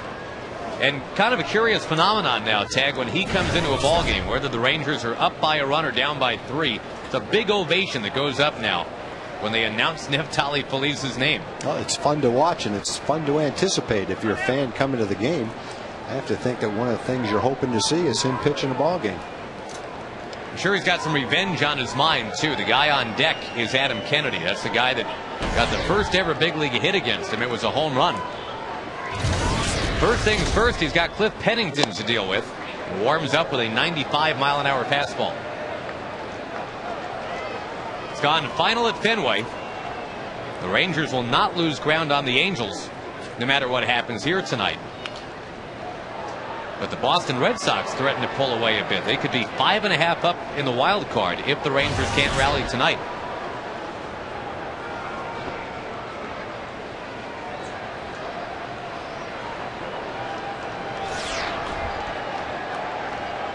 with the 101 opponent's batting average. Neftali Felice will jam Pennington. And he fouled it as close to our booth as we're ever going to get it.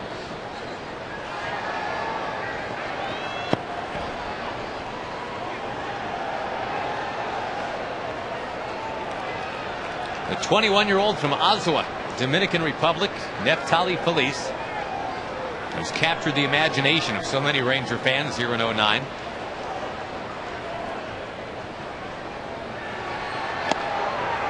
.97 miles an hour with the gas that time, but could not have missed by very much. Tim McClellan said it was a ball. Well, Tim's a good umpire. I'm going to respect his opinion. It was close enough if you're a Ranger fan to be called a strike. Hacked inside the chalk. He turned on a 97-mile-an-hour fastball. With Murphy having been way over in right center. Got a long way to go before he gets it. That's a triple.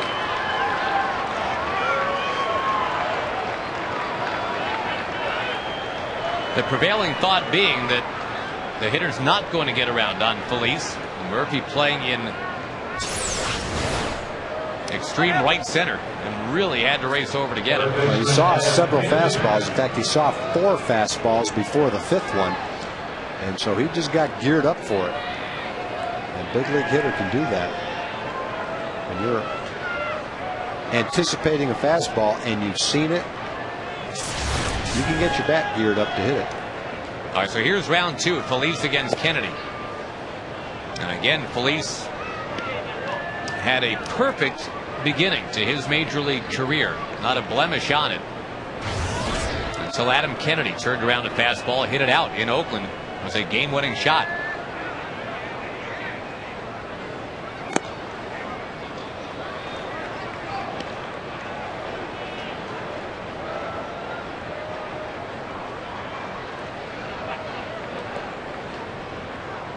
Kennedy's hit a couple of big home runs against the Rangers this year. He's gotten Frankie Francisco too.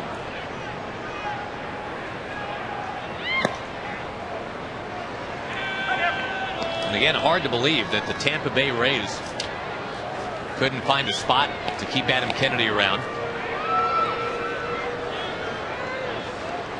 Boy, what a wipeout of a late season it's been for Tampa Bay, huh?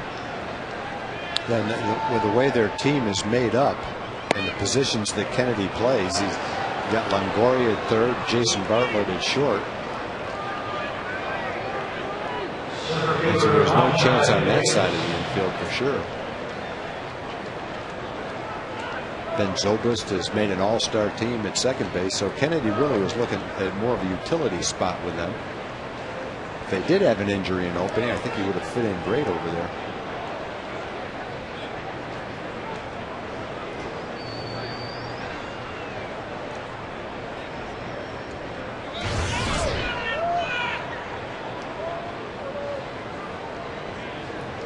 Rangers have had big issues with Davis tonight. He has reached base 3 times. He's got a stolen base and 3 runs batted in. Because of the way the games have gone and because of the weather, Neftali hasn't pitched in a week. Frankie hasn't pitched in a week. CJ hasn't pitched in 6 days. So they may not be sharp, but they definitely will be well rested.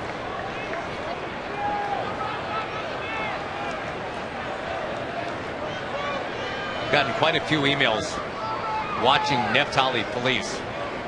That iguana-like tongue action that he's got going as he gets ready. You'll watch him when he gets the ball back.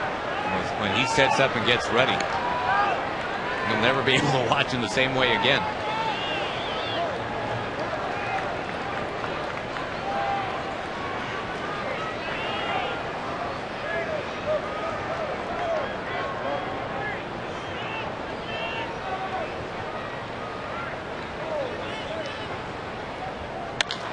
Belted into left field, a base hit. Another fastball, but it had a pretty good part of the plate right there. It's a 4 RBI game for the newest Ranger killer. It's Rajai Davis. Well, the Rangers have run into the A's right now when they are hot. They are swinging the bats 1 through 9 through the lineup. Hasn't been that way early in the season, the 12 times the Rangers saw the A's. even though the Rangers had split the first 12 games, these 2 games they are swinging the bats.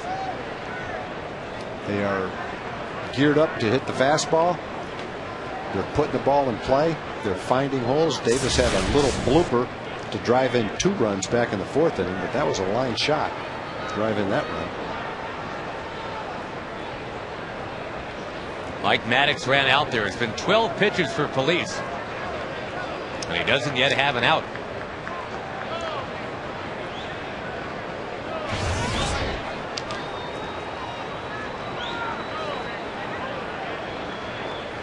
Sweeney had the 4 RBI game yesterday. 2 men on and 1 man in. That's a strike.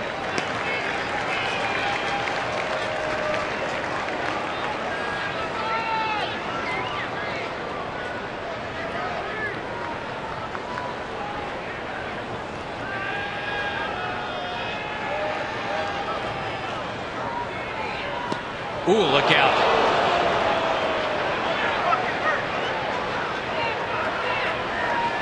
He had that protection on the inside of his leg to protect from the foul ball, but I think that missed the protection. And even though it was a slider and not a fastball,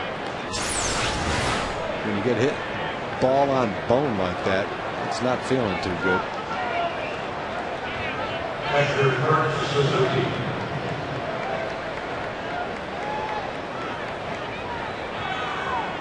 Well, you mentioned because he hasn't pitched in a week, some rust could actually be expected here, but 2 hits, a walk, a hit batsman. The Rangers have the infield in. It starts off with something besides the fastball. He hasn't been able to throw something other than a fastball for a strike in this appearance, and I think the one thing that distinguished him in most of his outings is the fact that it hasn't been just a fastball. It's been the breaking ball and his splitter, which is his changeup. Back to the heat. Those secondary pitches. Yep, Ron Washington said that's the most pleasant surprise. Everybody knew that the guy could throw upper 90s to 100. But the quality of that secondary stuff that you mentioned has really helped Feliz.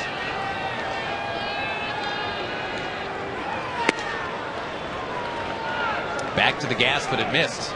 And so far for Feliz, been 11 balls and 6 strikes, and Willie Ayre is getting ready.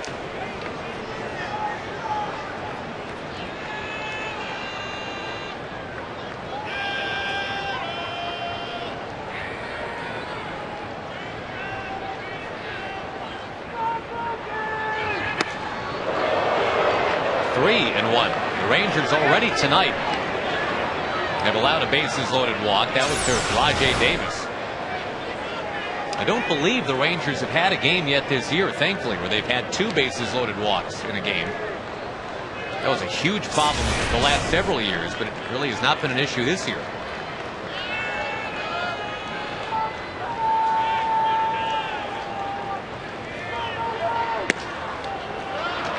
Out there it is, the second bases loaded walk. Only the 22nd walk all year for Suzuki. And he plays every day.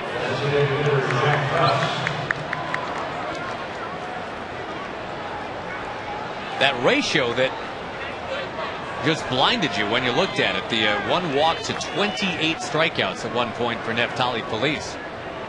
That ratio takes a hit now because there have been a couple of walks just this inning.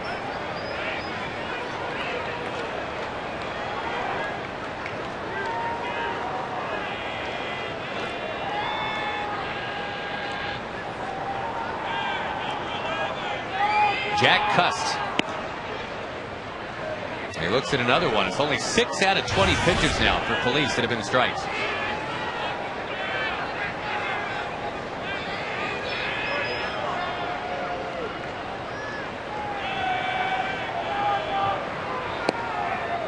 Breaking ball in there.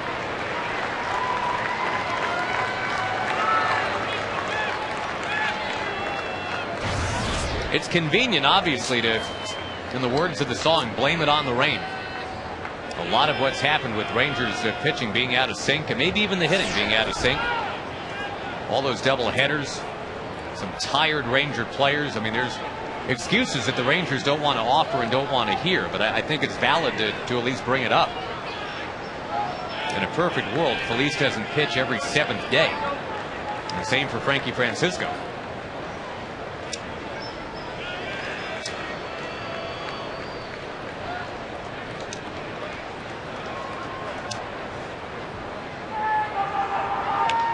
Ripped foul. I don't know about you, Tag. I kind of like battles like this. Custer's a guy that doesn't get cheated up there. Prone to the strikeout because he takes a big swing. Felice obviously is a guy who can strike you out. Yeah, I think if Neftali had his good off-speed pitches working for him today, now would be a great time to throw that breaking ball. A little bit out of the strike zone, down. And a pretty good chance to get him to swing at one. Tried it. Yeah, just can't harness it quite yet. Rangers in danger of a 1-4 homestand. This was supposed to be when they came blazing back into town. But the production so far has kind of mirrored the drippy, dreary weather. Foul tip, and Pudge Rodriguez clings to it. That's a big out. Needed that. That was his changeup. 87-mile-an-hours on the radar board, but cussed because of the 97-mile-an-hour fastball way out in front of it.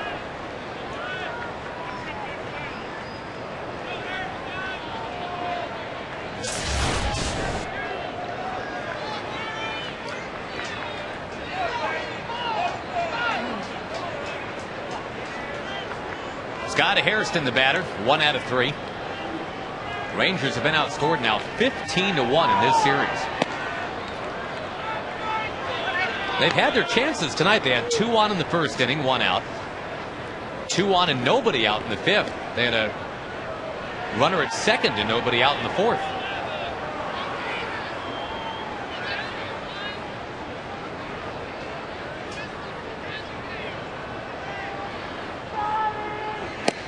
Felice slings that one in for a strike.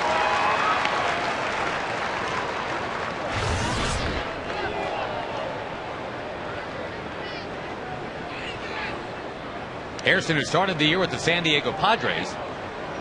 Of course, his brother, Jerry Hairston Jr., used to be a Ranger. Now doing a nice job for the Yankees. Rip and a miss.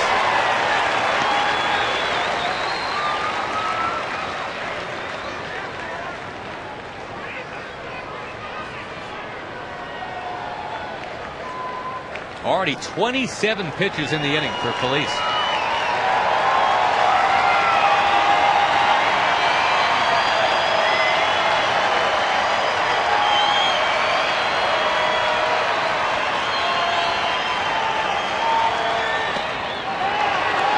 Yes, in there, strike 3. Almost broke his back trying to figure out what to do with that breaking ball. He saw the 95-mile-an-hour fastball for a swing and a miss, and he dropped the curveball on the outside corner. And Hairston's body went one way, and the bat tried to go the other way. Checked his swing, but that was a called strike.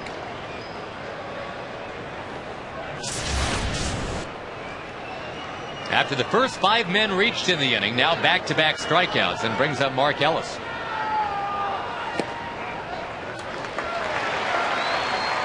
Now he's getting them in there.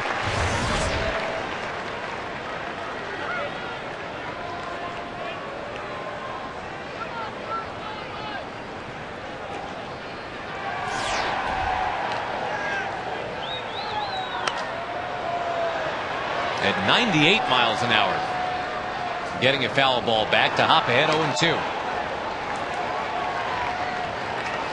And they have a shot. Again, you've gotten to the A's bullpen. They stay within 6-1. You can kind of sell that to yourself. All right, got 4 innings. We can get 5 runs. Got to finish off Mark Ellis.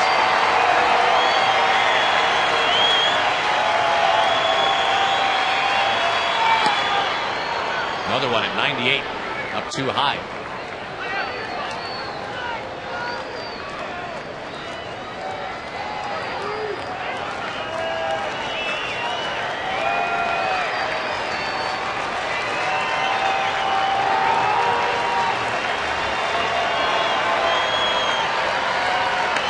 Oh, Neftali Felice again will challenge Mark Ellis. But he'll need a 33rd pitch of the inning at least to get through it. That ball just kept coming in and in. That only hit a couple inches above his hands.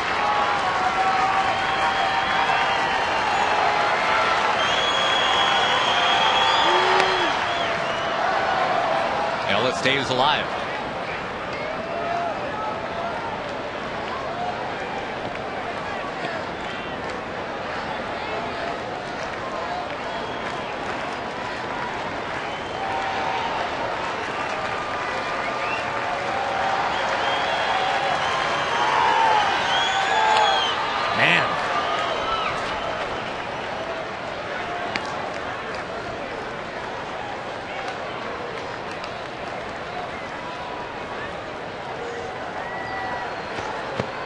A 7th pitch of this at bat will be necessary, and Pudge out there just to give Felice a little bit of time.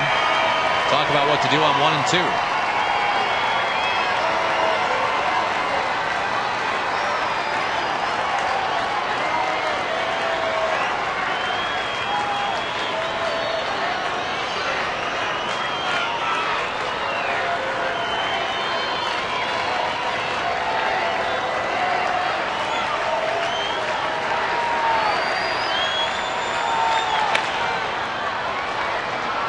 Five foul balls from Mark Ellis.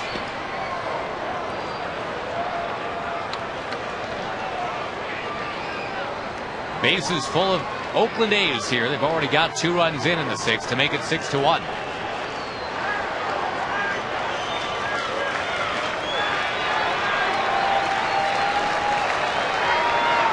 Struck him out. Changing speeds to end the inning.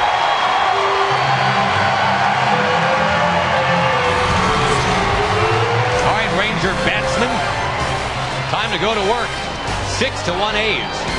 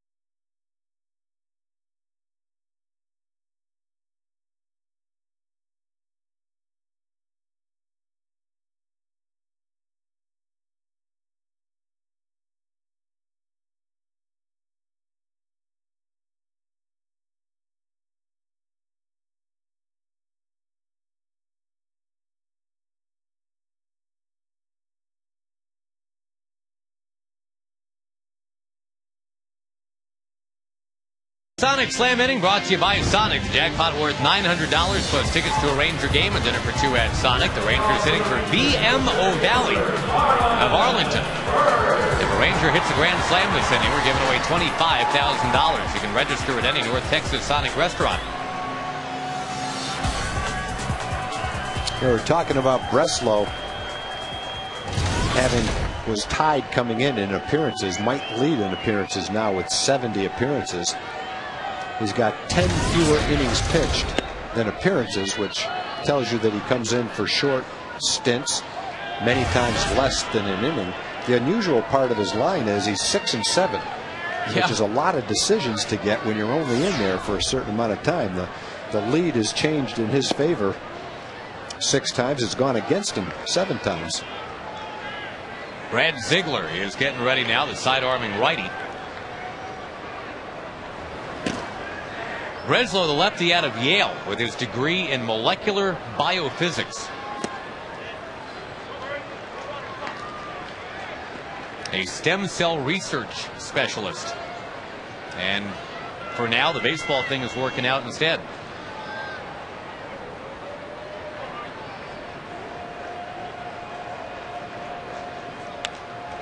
Bird takes a whack, fouls it back.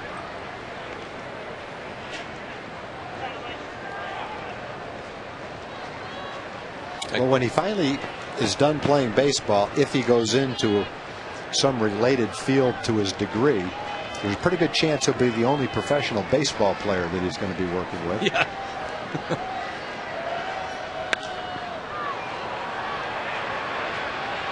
How many molecular biologists did you play with in the none that early I know, 70s? None that I know of. There's been a lot of bright baseball players. Doc Medich, for instance, got his doctor's degree, his medical degree, while he was playing. A number of players became lawyers. Heck, Jim Bunning had a pretty good career in politics. But molecular biology, that's kind of in a league all by itself right there. So you're saying Cliff Johnson's the only molecular biologist you ever played with? Not that I know of. There might have been another one.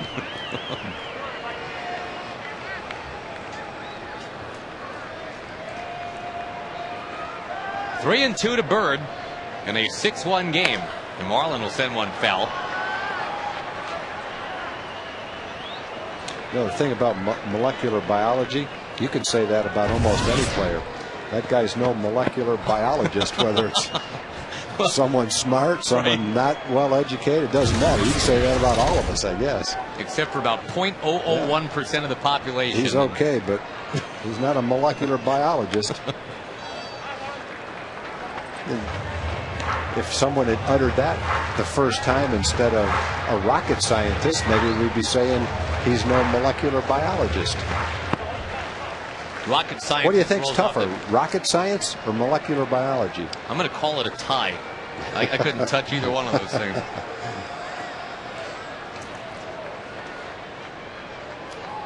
How about calibrating the pitch tracker? I wouldn't want that job either. There's physics involved.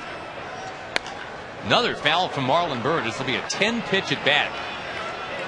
Kind of symbolizing the Rangers' resolve. They're down 6-1.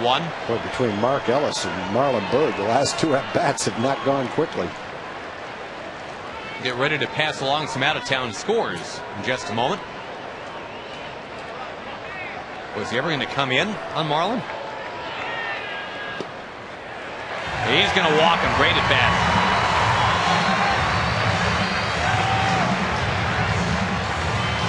Kinsler comes up next. Let's quickly go over to Emily Jones. Well, guys, here with your friendly reminder to follow Fox Sports Southwest on Twitter and Facebook. A lot of people asking on Twitter tonight, who should Ranger fans be rooting for, the Red Sox or the Angels? The Red Sox, of course, they're closer to. The Angels, of course, they have games against. My theory was root for whoever wins game 1 to sweep the series. So in this case, Boston wins game 1. I say root for them to sweep the series. What do you guys think? I agree 100% with you. I'm on board.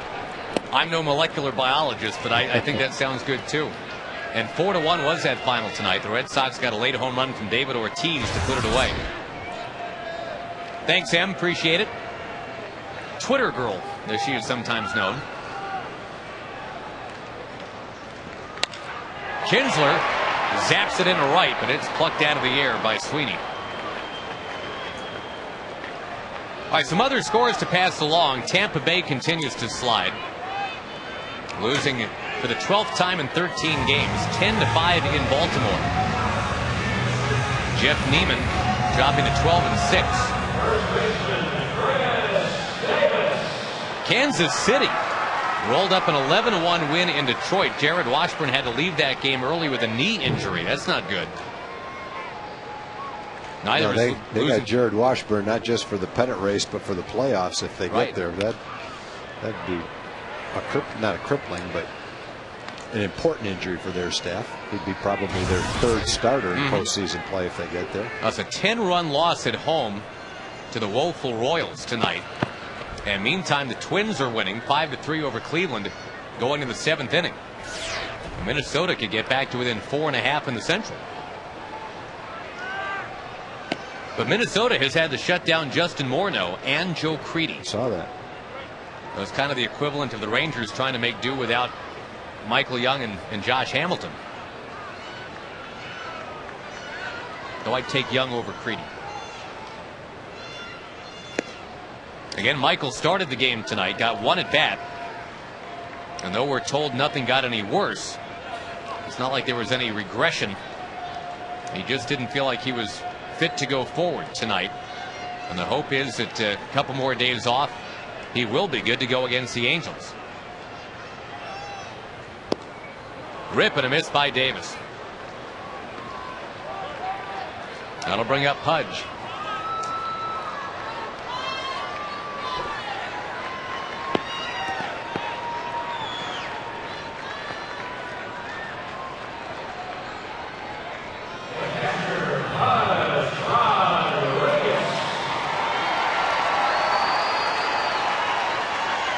White Sox and the Mariners are 0-0 in the second tonight out in Seattle. Blue Jays beating up the Yankees 9-3. That's in the 8th. Adam Lind has hit his 30th home run of the year. He's had a great year. We've seen him at his best against the Rangers. No doubt. A number of times. Aaron Hill right along with him. Boy, those guys batting second and third in their lineup. Rodriguez hammers it to right field. Backing on the ball is Sweeney. He's got it. Once again, the Rangers get a leadoff man on, but cannot score. Down by 5 at the end of 6.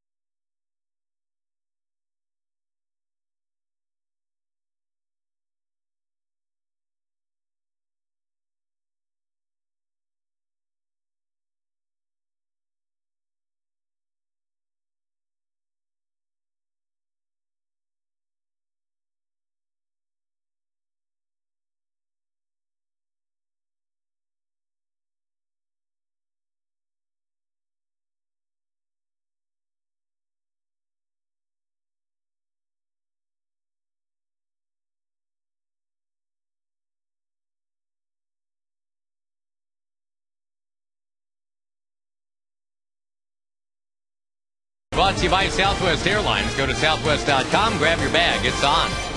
And by Jack Daniels. Your friends at Jack Daniels remind you to drink responsibly.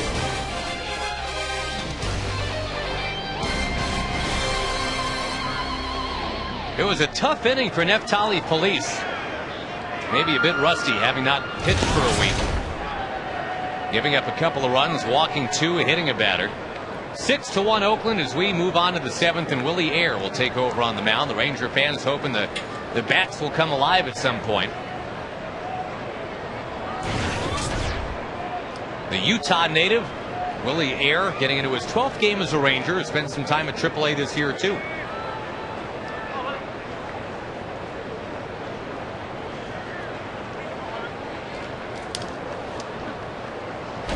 Get back to the out-of-town scoreboard this inning as well. Want to thank all our emailers too, Tag. We threw it out there about when was the Ivy installed at Wrigley. 1937 is when it first got planted. Thank you very much for that. Didn't get all bushy though until sometime in the late 60s or early 70s. It's like a jungle on the wall now. You're talking about the poor crowds at the end of the season that year to watch the Mets play in their inaugural season. Eric Josephson grew up a Cub fan. He used to go back in the late 60s and early 70s. Said he used to sit in the bleachers, walk up day of the game, get a seat, sit wherever you want for $2. So as late as the 70s, very easy to get a ticket at Wrigley.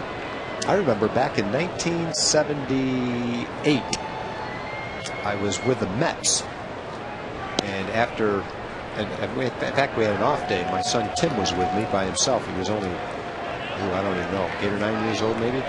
The Bleacher Bums was playing on Broadway. We went to see the Bleacher Bums. Have you ever seen that? I have not seen about that. Heard about it, though. Obvious fans in Wrigley Field. It was really good.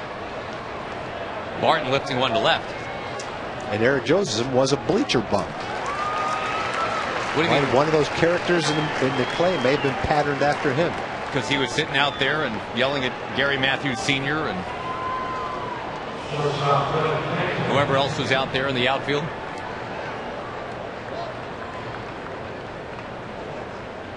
I was in Chicago going to school about 10 years after that, late 80s. Were you a Bleacher Bum? I was I don't know if I'd call it a bum, but I mean, the bunch of us would skip out of class at Northwestern, and you could just roll right up there, take the L train down there for $1. I sound like a grandpa now. I remember in Dickety 3. When I was a kid, son. But, yeah, we'd take the L train down there, and for $5, you bought a bleacher ticket. It was never a problem to get one, even when the Cardinals were in town. Wow. Wasn't that big a deal. Eric just told me something in my ear that I didn't know, that the Bleacher Bums were in left field, not right field. That is correct. I didn't know that. Right field, it was just kind of... Now, Andre Dawson was the guy that we used to go out there and just, kind of rain our love upon. We thought he was just the greatest. He was there for a while with the Cubs. But he was a right fielder, so we all hung out in right field to be able to try to connect with the great Andre Dawson. And by connect, I mean, hey, Andre! That's about it. Pennington with a swing and a miss. Well, Sammy Sosa was a popular right fielder there. I used to love the way Sammy sprinted into the outfield and said hello to the fans. They kind of soured on him at the end, but for quite a while it was a nice friendship between Sammy and the fans. Well, Tim McClelland at home plate when the cork came out of Sammy's bat. And I think that's probably when the tipping point occurred. That was Tim McClelland, who had to go over and tell Sammy, hey, hate to do this to you, but... You see those little super balls popping out of the end of your bat? You got cork in your bat, and we can't have that. I don't know how they got there. The manufacturer must have put them in there as a joke.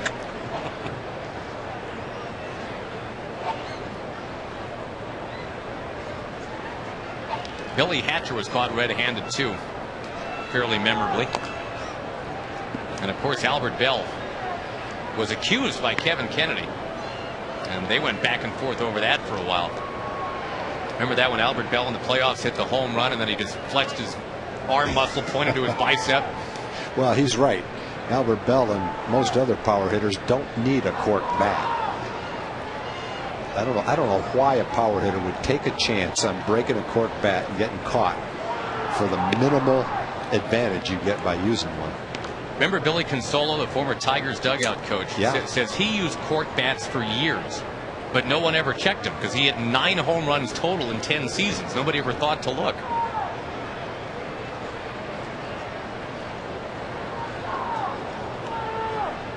Up and outside, 3-2 to Pennington.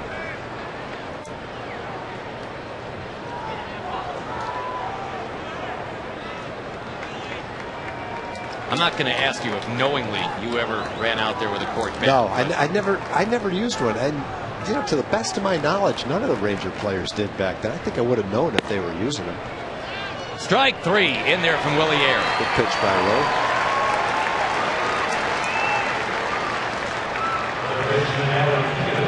Pause the cork talk for just a moment.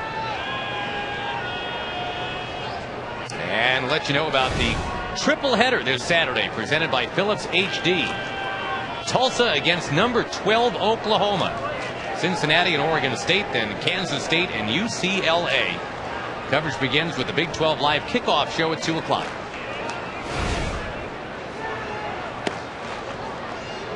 Inside corner to Kennedy.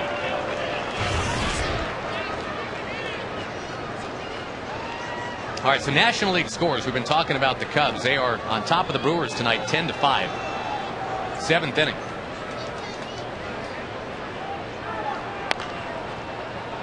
Marlins trying to hang in the wild card race. Need to keep on winning. They've got a 2-1 lead in St. Louis tonight. Dan Uggla with the go-ahead home run.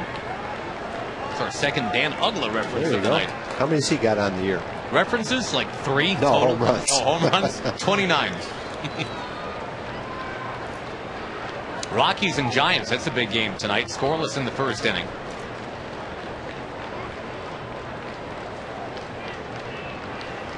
Pirates lead the Dodgers 3-0 in the second inning. And the Rockies are within 4 in the NL West.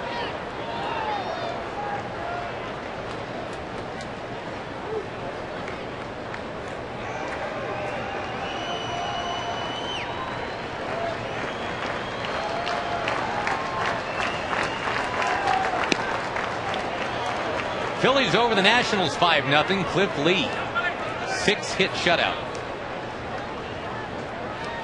The Braves still hang around. They get a 6-0 win tonight with Tommy Hanson going to 10-3. The 4-hitter.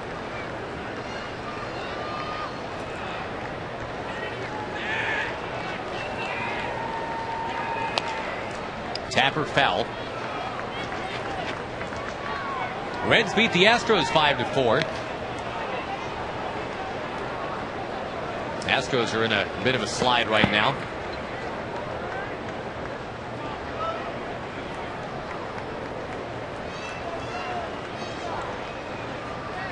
But so are the Rangers. And at just the wrong time. They're in danger of going to 1-4 on this homestand.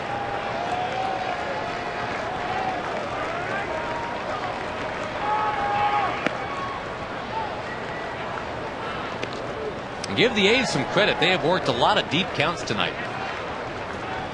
Ranger pitchers have, and it really started with Brandon McCarthy. He was at what, 61 pitches through 2 innings.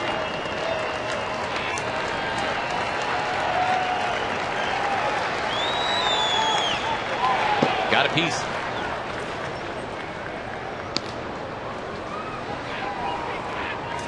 I want to thank Shirley Coast, our cookie lady, for the great batch of cookies. That was a good batch tonight. They were the surprise cookies. The chocolate on chocolate, I think they were. And then Mench's Munchies. There's a cookie named after Kevin Mench. Even still, huh? Kevin probably set the all-time record for eating cookies. Ate so many of them, they named one after him. Willie Air with the strikeout, getting the Rangers and the A's to the 7th inning stretch. We'll go eat some cookies and come back in 2 minutes.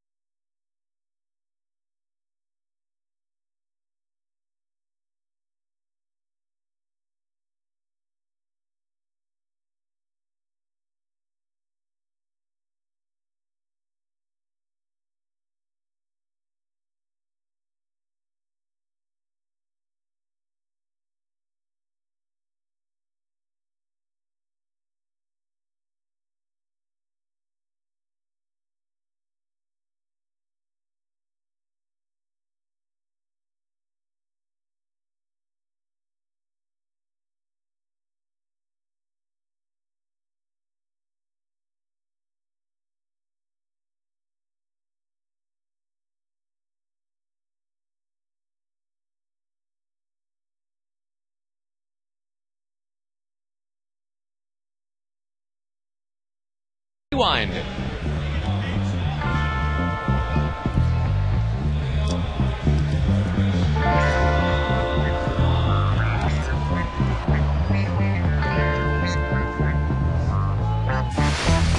AT&T, the nation's fastest 3G network. AT&T, your world delivered.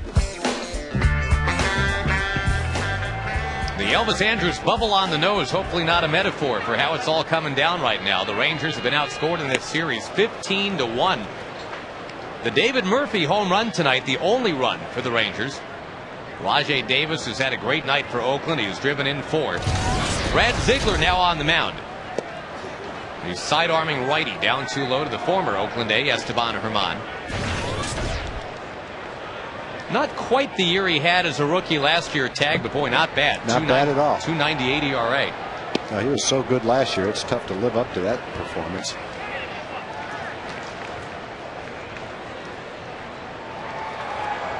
An unheralded rookie in 2008. Ended up setting a big league record.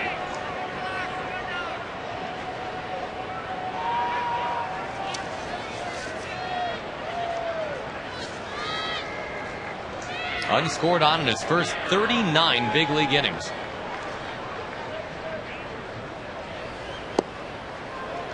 And the thing is, he had given up just 1 earned run at AAA before that. Had an ERA of 0.37 down there. First 5 months of the year last year, AAA and the majors combined, 1 run in 63 innings. Wow. Now, he ended up with a big league ERA of just north of 1.06. Gave up some runs down the stretch. Pretty good when your ERA balloons to 1.06. Chop ball, it's off of Ziegler, charged it short. Safe as Esteban Herman.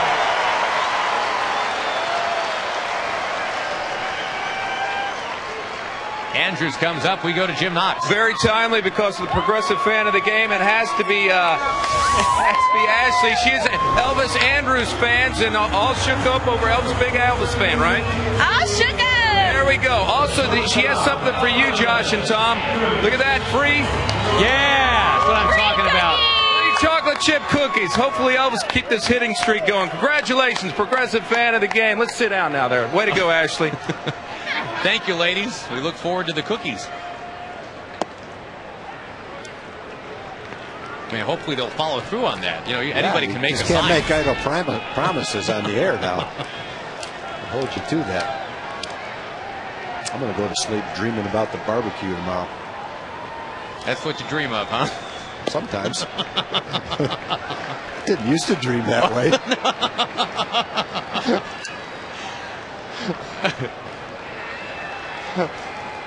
What do Tags dream of when they go to sleep at night?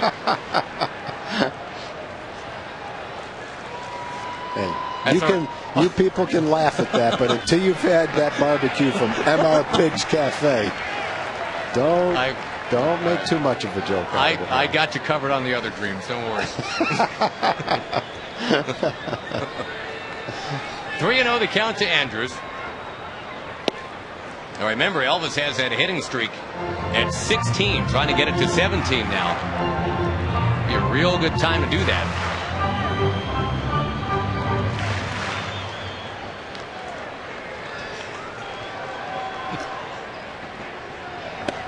Rip and a miss, 3-2. You ever had that dream about the 5-pound marshmallow when you woke up your pillow was gone? Haven't had that one yet, but now that it's in my subconscious, I might. I'll let you know. Toss to first and getting away from Barton, but bad break. No, and actually it hit Herman right in the back of the leg. Yeah.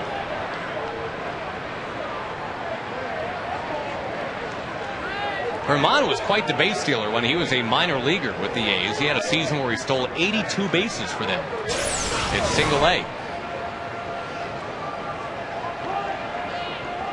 Right in the right knee, it looked like. Right in the side of the knee.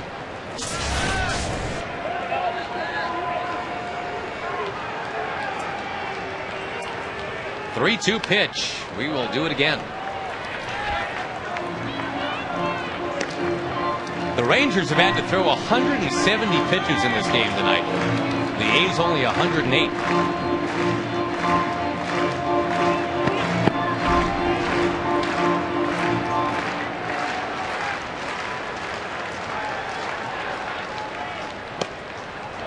Andrews doesn't care a whit about the hitting streak. He just wants to get on base. Rangers looking to rally. It's 2 on, nobody out. Two walks for Elvis tonight. Yeah, and they had the same inning cooking in the 5th inning, Tom. They had the hit from Herman, the walk from Andrews. And again, getting base runners not the issue tonight. Blevins and Wirtz in the Oakland bullpen.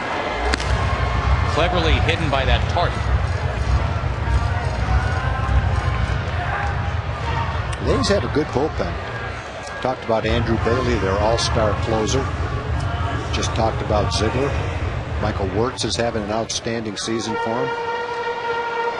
Breslow leads the league in appearances. Had 2 nice shutout innings tonight.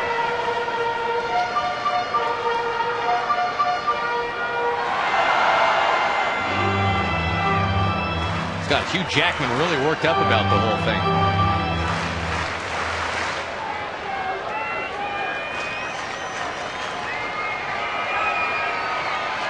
Here's Bourbon. Strike 1. Last time in the 5th inning, when Herman and Andrews reached, it was a sacrifice bunt by Bourbon. That won't happen now in a 6-1 game for sure.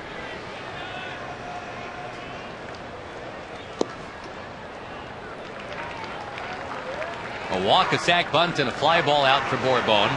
So he is hitting the streak, idling as well. It's at 6.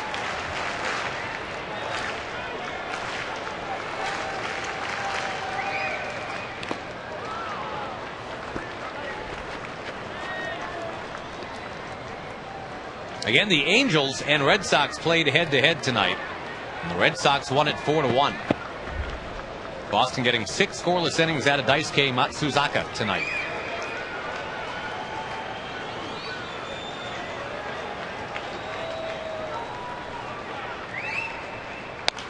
On the ground, slowly hit. Got him, but the runners do move.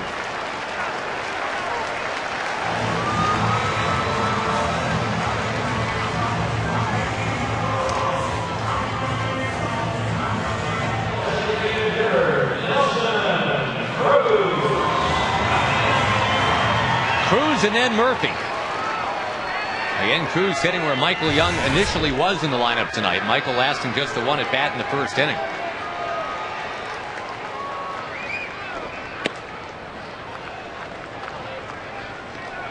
Other guys have carried the load in the absence of Hamilton and Young. One big swing from Nelson Cruz right here, and the Rangers are right back in it.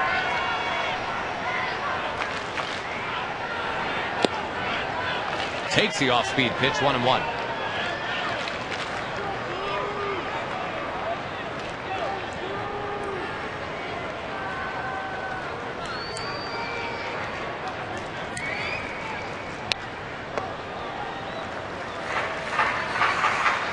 Edgar Gonzalez started the game, but he will not get the win, right? Because he did not go to the requisite 5 innings. Did not go far enough. Right now, if the lead doesn't change hands, Breslow would be most likely the winning pitcher.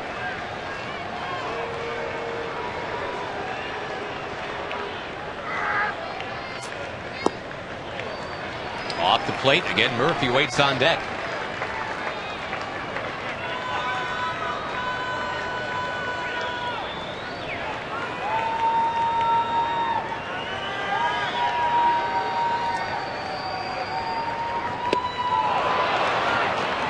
Off speed takes care of him, and that's going to be the last batter that Ziegler faces. They're going to go get the lefty now.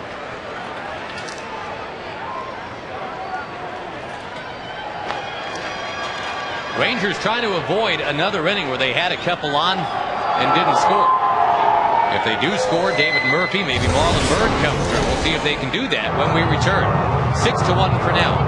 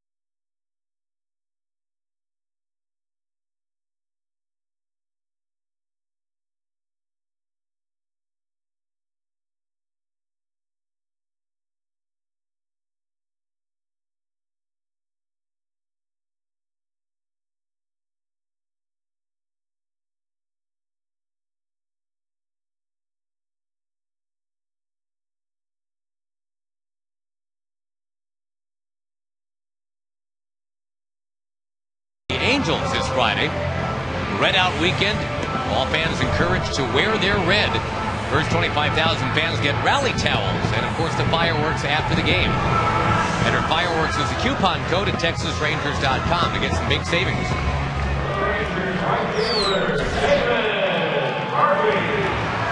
David Murphy will bat, runners at second and third. Jerry Blevins is summoned to face David Murphy. And will do so in a 6-1 game here in the bottom of the 7th in Arlington. Jerry, hello. The stats are as follows.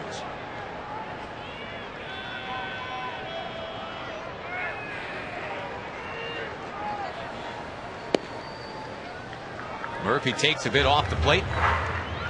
He's got the Ranger run tonight. It's the only run the Rangers have in their last 3 games.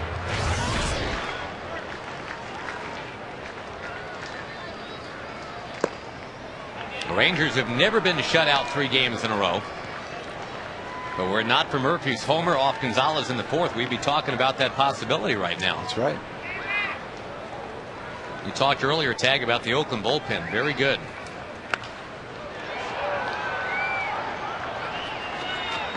Blevins out of the University of Dayton in Ohio.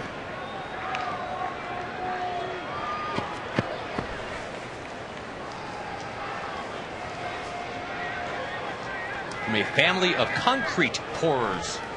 I kid you not. His dad's in the concrete business back in Ohio. Murphy taps it towards short. Dug out of the dirt, and the Rangers have stranded 8. An inning with a lot of promise. 2 on, nobody out, but it fizzles. We'll go play the 8th inning. Rangers in some trouble.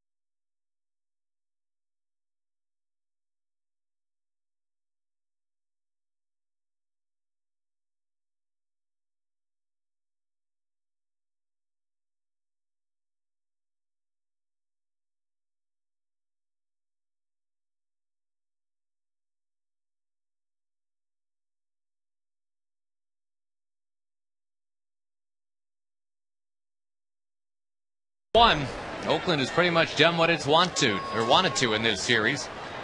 And C.J. Wilson trying to make sure the A's don't score any more tonight. We'll face Rajai Davis in just a moment here, and Davis has had the biggest night for the Oakland A's.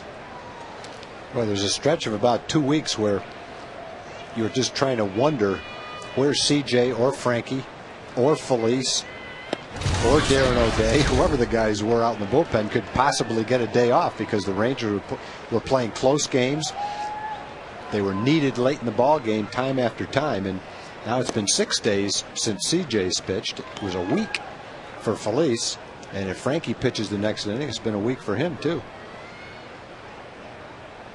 Funny cycles in the game for the bullpen. Very seldom does it work out for an extended period of time where everybody's getting the exact amount of work that you want.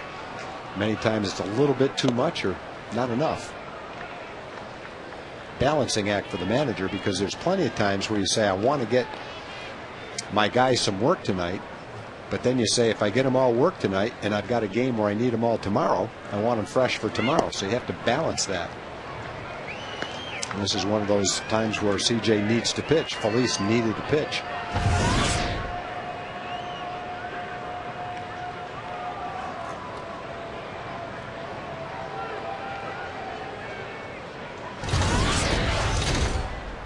Brandon McCarthy started tonight, lasted only 3 1/3.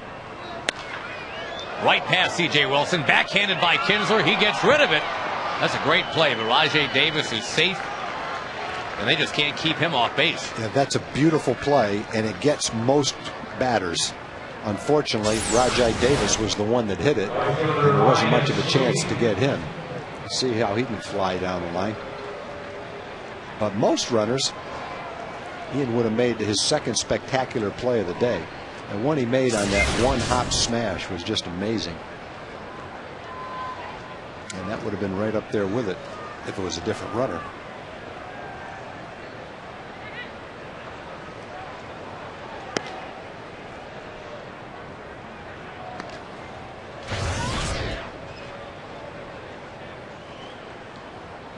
Another tough out in this series has been Ryan Sweeney. Had the 3-double game yesterday, tying an Oakland record. Runner goes. Pudge Rodriguez gets it down there in good time to get him.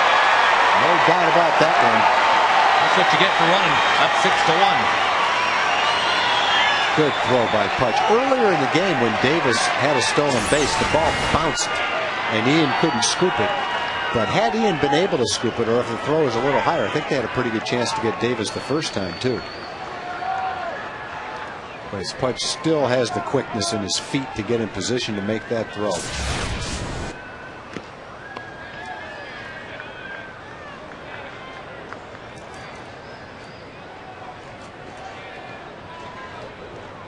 If you're a Ranger fan, you don't get tired of seeing that. Nope. Pudge is going to be 38 in about a month and a half. I think if you're a baseball fan, you like watching that. Maybe not the A's tonight, but it's tough not to enjoy watching that. That's one of those simple pleasures in a baseball game. You're right. Pudge still has such incredible dexterity. How quick he is able to get out of that crouch and just kind of pounce out there and fire. You just watch the life that he has behind the plate. He's not laboring to get up out of his crouch. He trots out to the mound when he talks to the pitcher. Yeah, think about talking that. To the umpire, he's smiling. He just has so much energy, and he brings that to the game that if you're a fan watching him play, you can't help but get that feeling of the love that he has just to play the game. There's ball 4. Now, keep in mind, Pudge Rodriguez has caught more games than any catcher in Major League history. So if he comes out of that crouch like, yeah, you kind of understand. But no, I mean, it's like he's doing this for game number 40 in his career. Not too many catchers at 37 turning 38 are able to spring up like that. Yeah, you're right.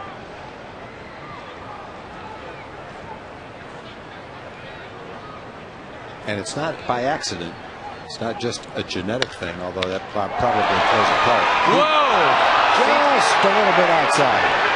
CJ rolled his eyes as soon as he let fire with that one. That one just slipped right out of CJ's hand. It's the third Ranger error of the night. And it is just one of those nights. That's a double play in the making right there, but instead it's first and third and just one out. Yeah, it's an easy double play. It's also a great opportunity for CJ to get out of the inning and only throw 13 pitches. That one just obviously just slipped right out of his hand and airmailed it right into center field. And again, something you can't. Here's a guy that's got pinpoint control, throwing 96 miles an hour to home plate. And then on that easy toss to second base, it just slipped away.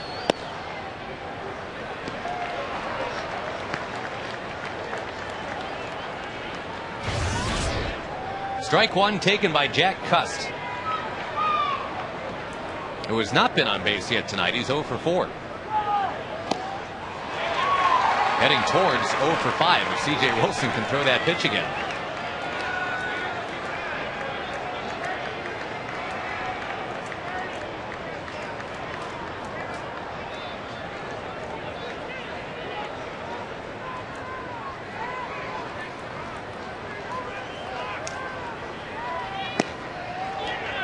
I threw it again, but Cuss didn't swing.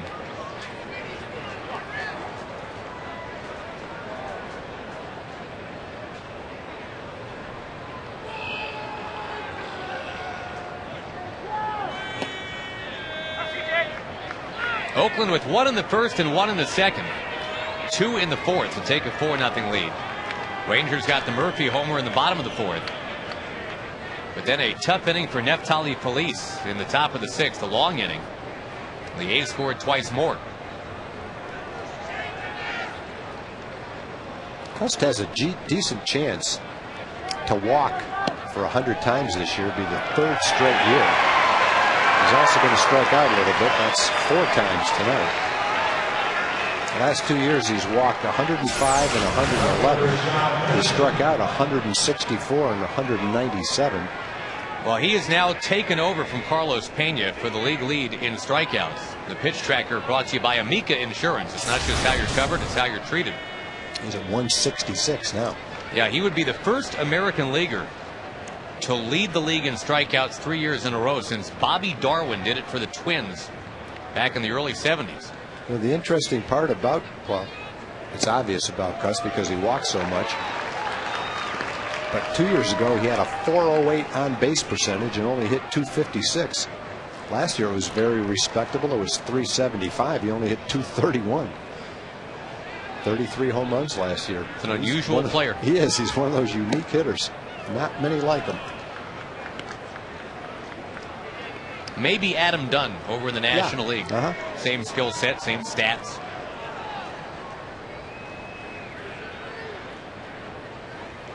Cuss struck out 197 times last year. That was an Oakland record by a cool 22. Jose Canseco back in 1986 was the prior record holder.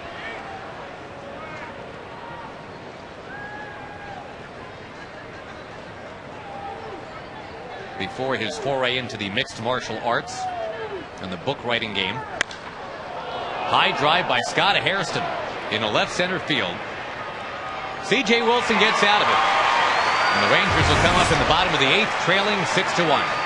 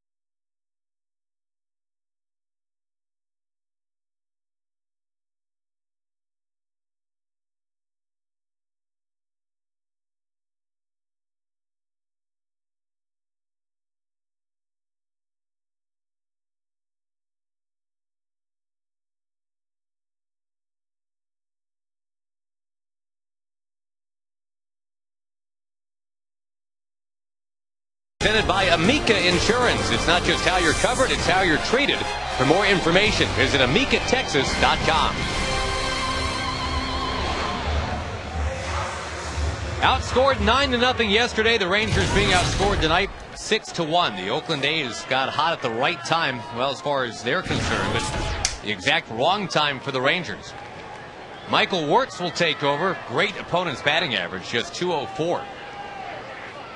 He's got a good slider. Real tough to hit. Former Chicago Cub. That's a team, by the way, we thought we initially would see on that 2010 schedule that just came out, Tag, but the Florida Marlins took that spot, apparently. The Rangers will go play at Milwaukee and at Florida next year. Who's coming here? Well, Pittsburgh. I thought the Cubs were coming. Oh, and here. the Cubs, right. We don't go there, but they do come here. It was St. Louis that almost came. The Cardinals were the team that got switched. That's right. We almost had the Cubs and the Cardinals coming here. Yeah, the Cubs come in May next year. That'll be pretty neat. Yeah, the Rangers will make their first trip to Milwaukee in quite some time. First time to see Miller Park. Yeah, first time. I'm looking forward to that. I hope we're staying at the Pfister Hotel, too. Named for Seattle pitcher Doug Pfister. Spelled differently, though. That is a great old hotel. hotel. It's an elegant old hotel. And we'll take the brewery tour while we're there. Custom Beverage Corporated. We'll go and check it out next year. The Lone Star Series also in play next year. The home and home with the Astros. Marlon Byrd, a very high fly ball.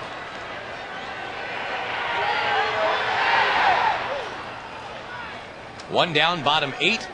Let's change the Rangers' luck. Let's go say hello to John Radigan for some good news. Hi, John. Yeah, actually, I was just sitting here wondering if I could get that brewery tour right now, but I don't think that's going to happen. Schlemazel, baby. Yeah, we are getting ready for Rangers Live down here, and the big thing we've got to find out on the show is the preliminary indications are that Michael Young did not suffer a setback. We'll talk to Michael, or at least we'll certainly try to, see if we can get an update on him, if and when he'll be able to get back into the lineup, and try to figure out why this team has scored only one run in 26 innings. On Rangers Live right after the game, guys. It is stunning. Thank you very much, John. The Rangers, obviously, I mean, we knew that without Michael Young and without Josh Hamilton, things would not be easy.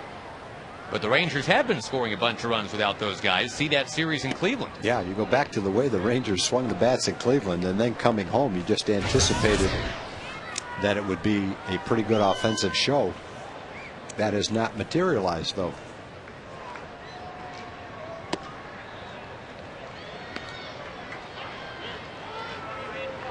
In a week's time, we went from talking about the Rangers scoring in double digits 3 straight games to now a 3-game stretch where the Rangers have 1 run total. Yeah, pretty stark contrast. 33 runs over 3 games, and less than a week later, 1 run over 3 games. And as people always seem to talk about in baseball, boy, if only you could bottle it up and sprinkle it out how you wanted to do it. Goes 6 runs per game for that week and a half. Kinsler's out.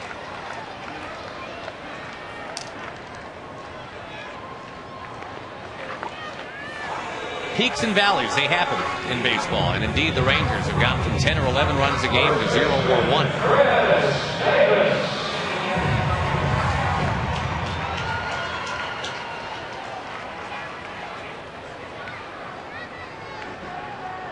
Chris Davis steps in. We got a couple emails tonight, Tom, wondering how big is the home plate umpire Tim McClellan. You look at Chris Davis, who's a huge guy, and when Tim McClellan stands up straight, he just towers over everybody. McClellan must be 6'6", isn't he? He is 6'6". This is about 6'2" or 6'3", maybe. Mm-hmm. Tim is definitely the biggest home plate umpire in the majors.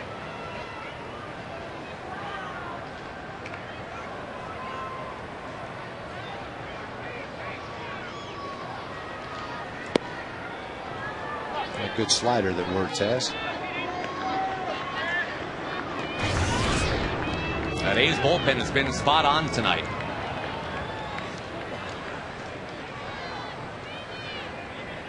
Now, thankfully, the A's have stranded 12, but they have scored plenty. Grabbed by Suzuki, and boy, it is just not happening for the Rangers these last few games. Down by 5 at the end of 8.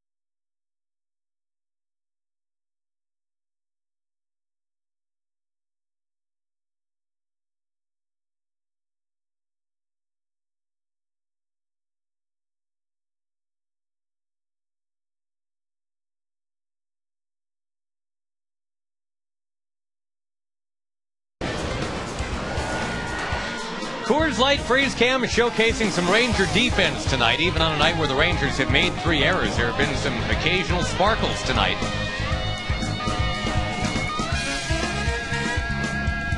Ian Kinsler staying with one here. Your Coors Light Freeze Cam for tonight. Ranger bats have been frozen up.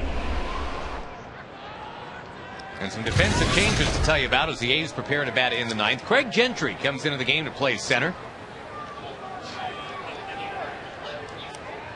And now Frankie Francisco to the mound. The Rangers have run through the pitchers tonight. Brandon McCarthy could not get out of the 4th inning. It's been Mathis and Felice and Ayer and Wilson. And now Frankie.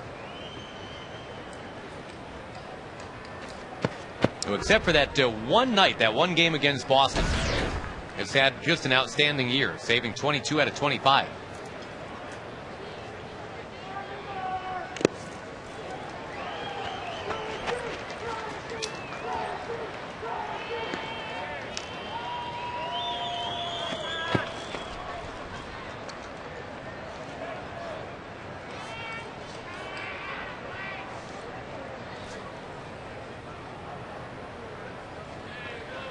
You look back at some of the opportunities the Rangers had tonight, as that ball is grounded to first, and Francisco over to cover.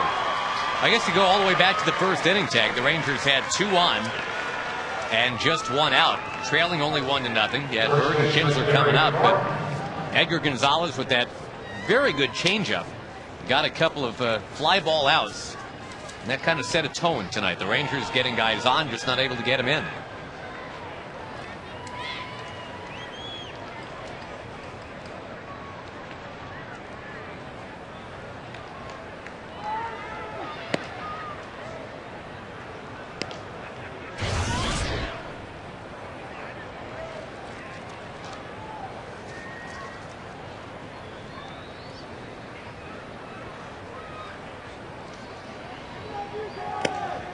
Now again, the Angels tonight playing in Boston, and the Red Sox beat them 4-1.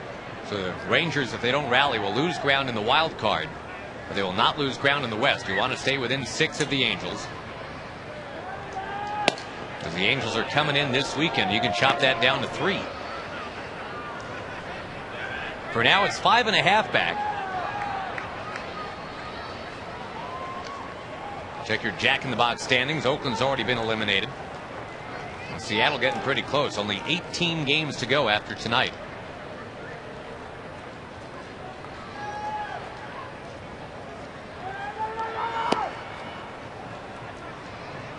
And again, some Ranger pitchers are shaking off some rust tonight.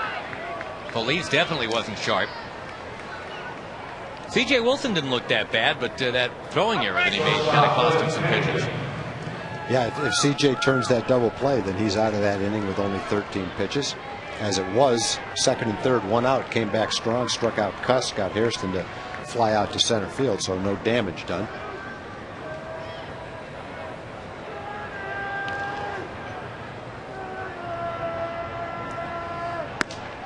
Up too high to Pennington.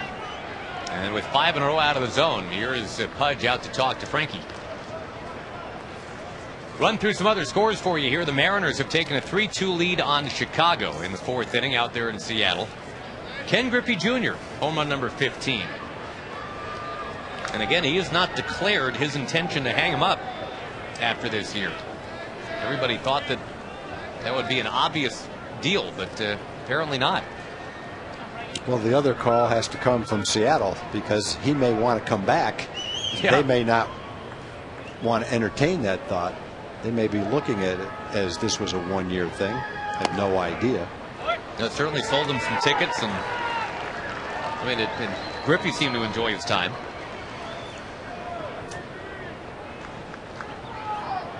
Blue Jays beat the Yankees. That has gone final at 10-4. But the Yankees are still 40 games over 500.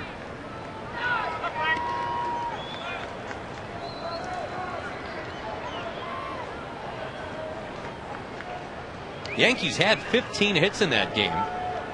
That's 2 more than Toronto, but Toronto won by 6. Roy Halladay getting the win.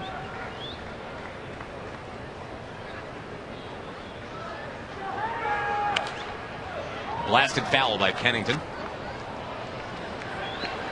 Twins trying to hold on and beat the Indians 5-4 to pick up a game on the Tigers, who lost tonight. Tigers got trounced 11-1 by Kansas City. Miguel Olivo with his 20th home run.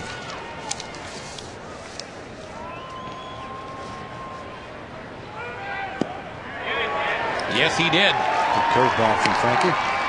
Second out of the inning.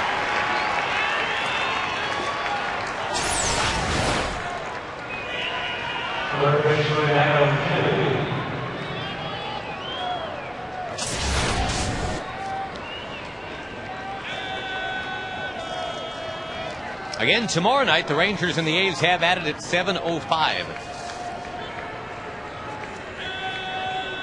A Dr. Pepper autograph night. If you come to the ballpark at 5:30, players and coaches will be out in the concourse signing.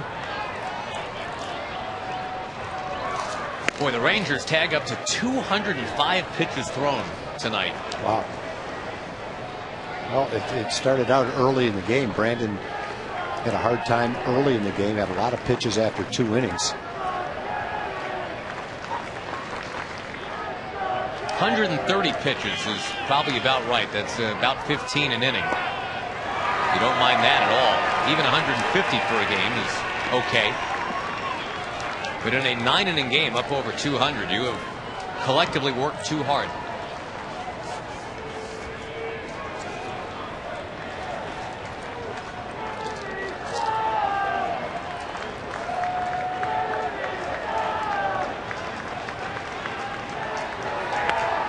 Fouled away.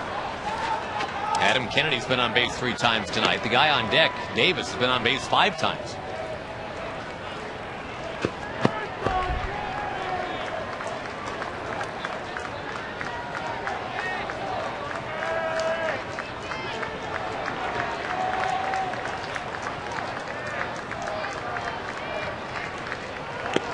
Got him. Frankie Francisco with a strikeout. Took out the last 2 in that inning. 5 Rangers to the bottom of the 9th and needing 5 to tie.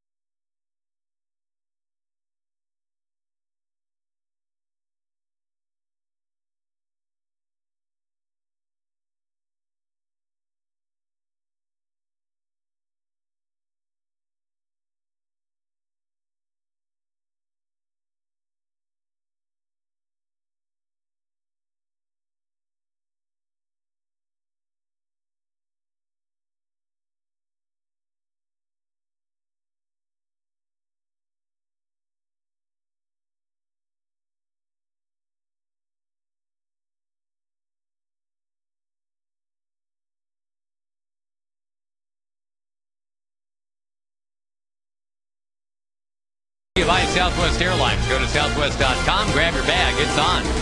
By Progressive, for a money-saving car insurance quote, call 1-800-PROGRESSIVE. And by the Ford F-150. It's not just a pickup truck, it's a Ford F-150.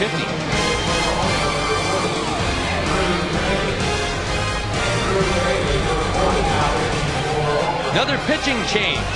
Well, we have seen a lot of those in this game tonight. 6-1 Oakland. The Rangers having such a rough time. Scoring 1 run in the last 3 games, all of them at home, where traditionally they just blast away. But starting with the Felix Hernandez game, and then Brett Tomko yesterday, and now a cavalcade of Oakland A's tonight. Here's Andrew Bailey getting Rookie of the Year consideration. He's had an excellent season. I remember him early in the season, how well he threw. He was pitching more in a setup role, earned the closer spot, earned a spot on the All-Star team, and he's thrown 75 innings and has an opponent's batting average of 179, 81 strikeouts, 75 innings. Pudge will knock one towards Davis, 1 out. 2-line drive outs for Pudge the last 2 times up, 1 to center, 1 to right, both hit well. Andrew Bailey leads Major League rookies in saves. He has set an Oakland rookie record. He's got 24 of them, topping the 23 that Houston Street had 4 years ago. And I think the thing that's remarkable about Andrew Bailey, Tag, is that last year he was out in West Texas at Midland, the AA team for Oakland. He was in their rotation and went 1-8 with an ERA of 6.2. Wow. That's last year. Then they moved him to the bullpen, and obviously something clicked. Well, there are cases where starting pitchers have an assortment of pitches that's better suited to being a late inning guy. Maybe a guy that's an extremely hard thrower with a hard slider, doesn't have an off-speed pitch to go along with it. And that's, if you have good command of your 2 pitches, that's very suitable for being a late inning short reliever, but not quite as suitable to going through the lineup 2 or 3 times in a game. Doesn't have to pace himself, can come out and just air it out for his 15 or 16 pitches. Andrews is on deck, and he's trying to keep that hitting streak alive. He'll have one last chance at it to get it from 16 to 17. He's 0 for 5 this year against Bailey.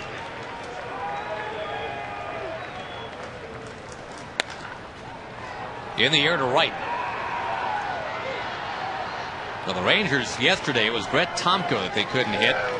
Tonight it's been 6 different Oakland pitchers that have combined on a 5-hitter. Yeah, both teams used 6 pitchers tonight, a starter and 5 relievers apiece. It's unusual in a 6-1 game. I mean, if it's like 13-11, I get it.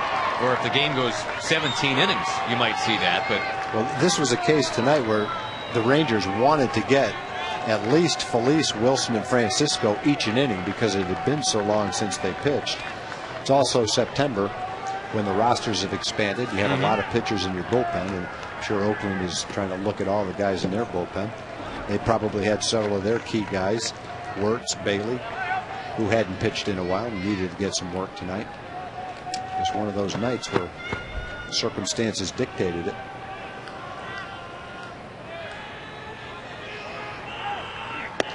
it's already a rookie record for a Ranger, a 16-game hitting streak, but I'd hate to see it stalled tonight.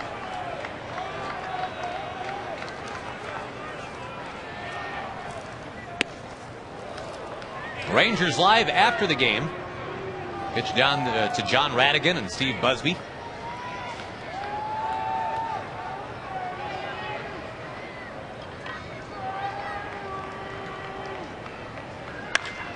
Hammered into left field, but caught to end the ball game. Well, that's too bad. That was a hard hit ball to end your streak on. The streak ends and the game ends. The Rangers will insist the season is not ended. They are still within 6 of the Angels, 7 to play against the Angels. They do fall to 5.5 back in the wild card though tonight. Oakland 6 and Texas 1. We go to the set of Rangers Live right now. All right, Josh and Tom, thank you.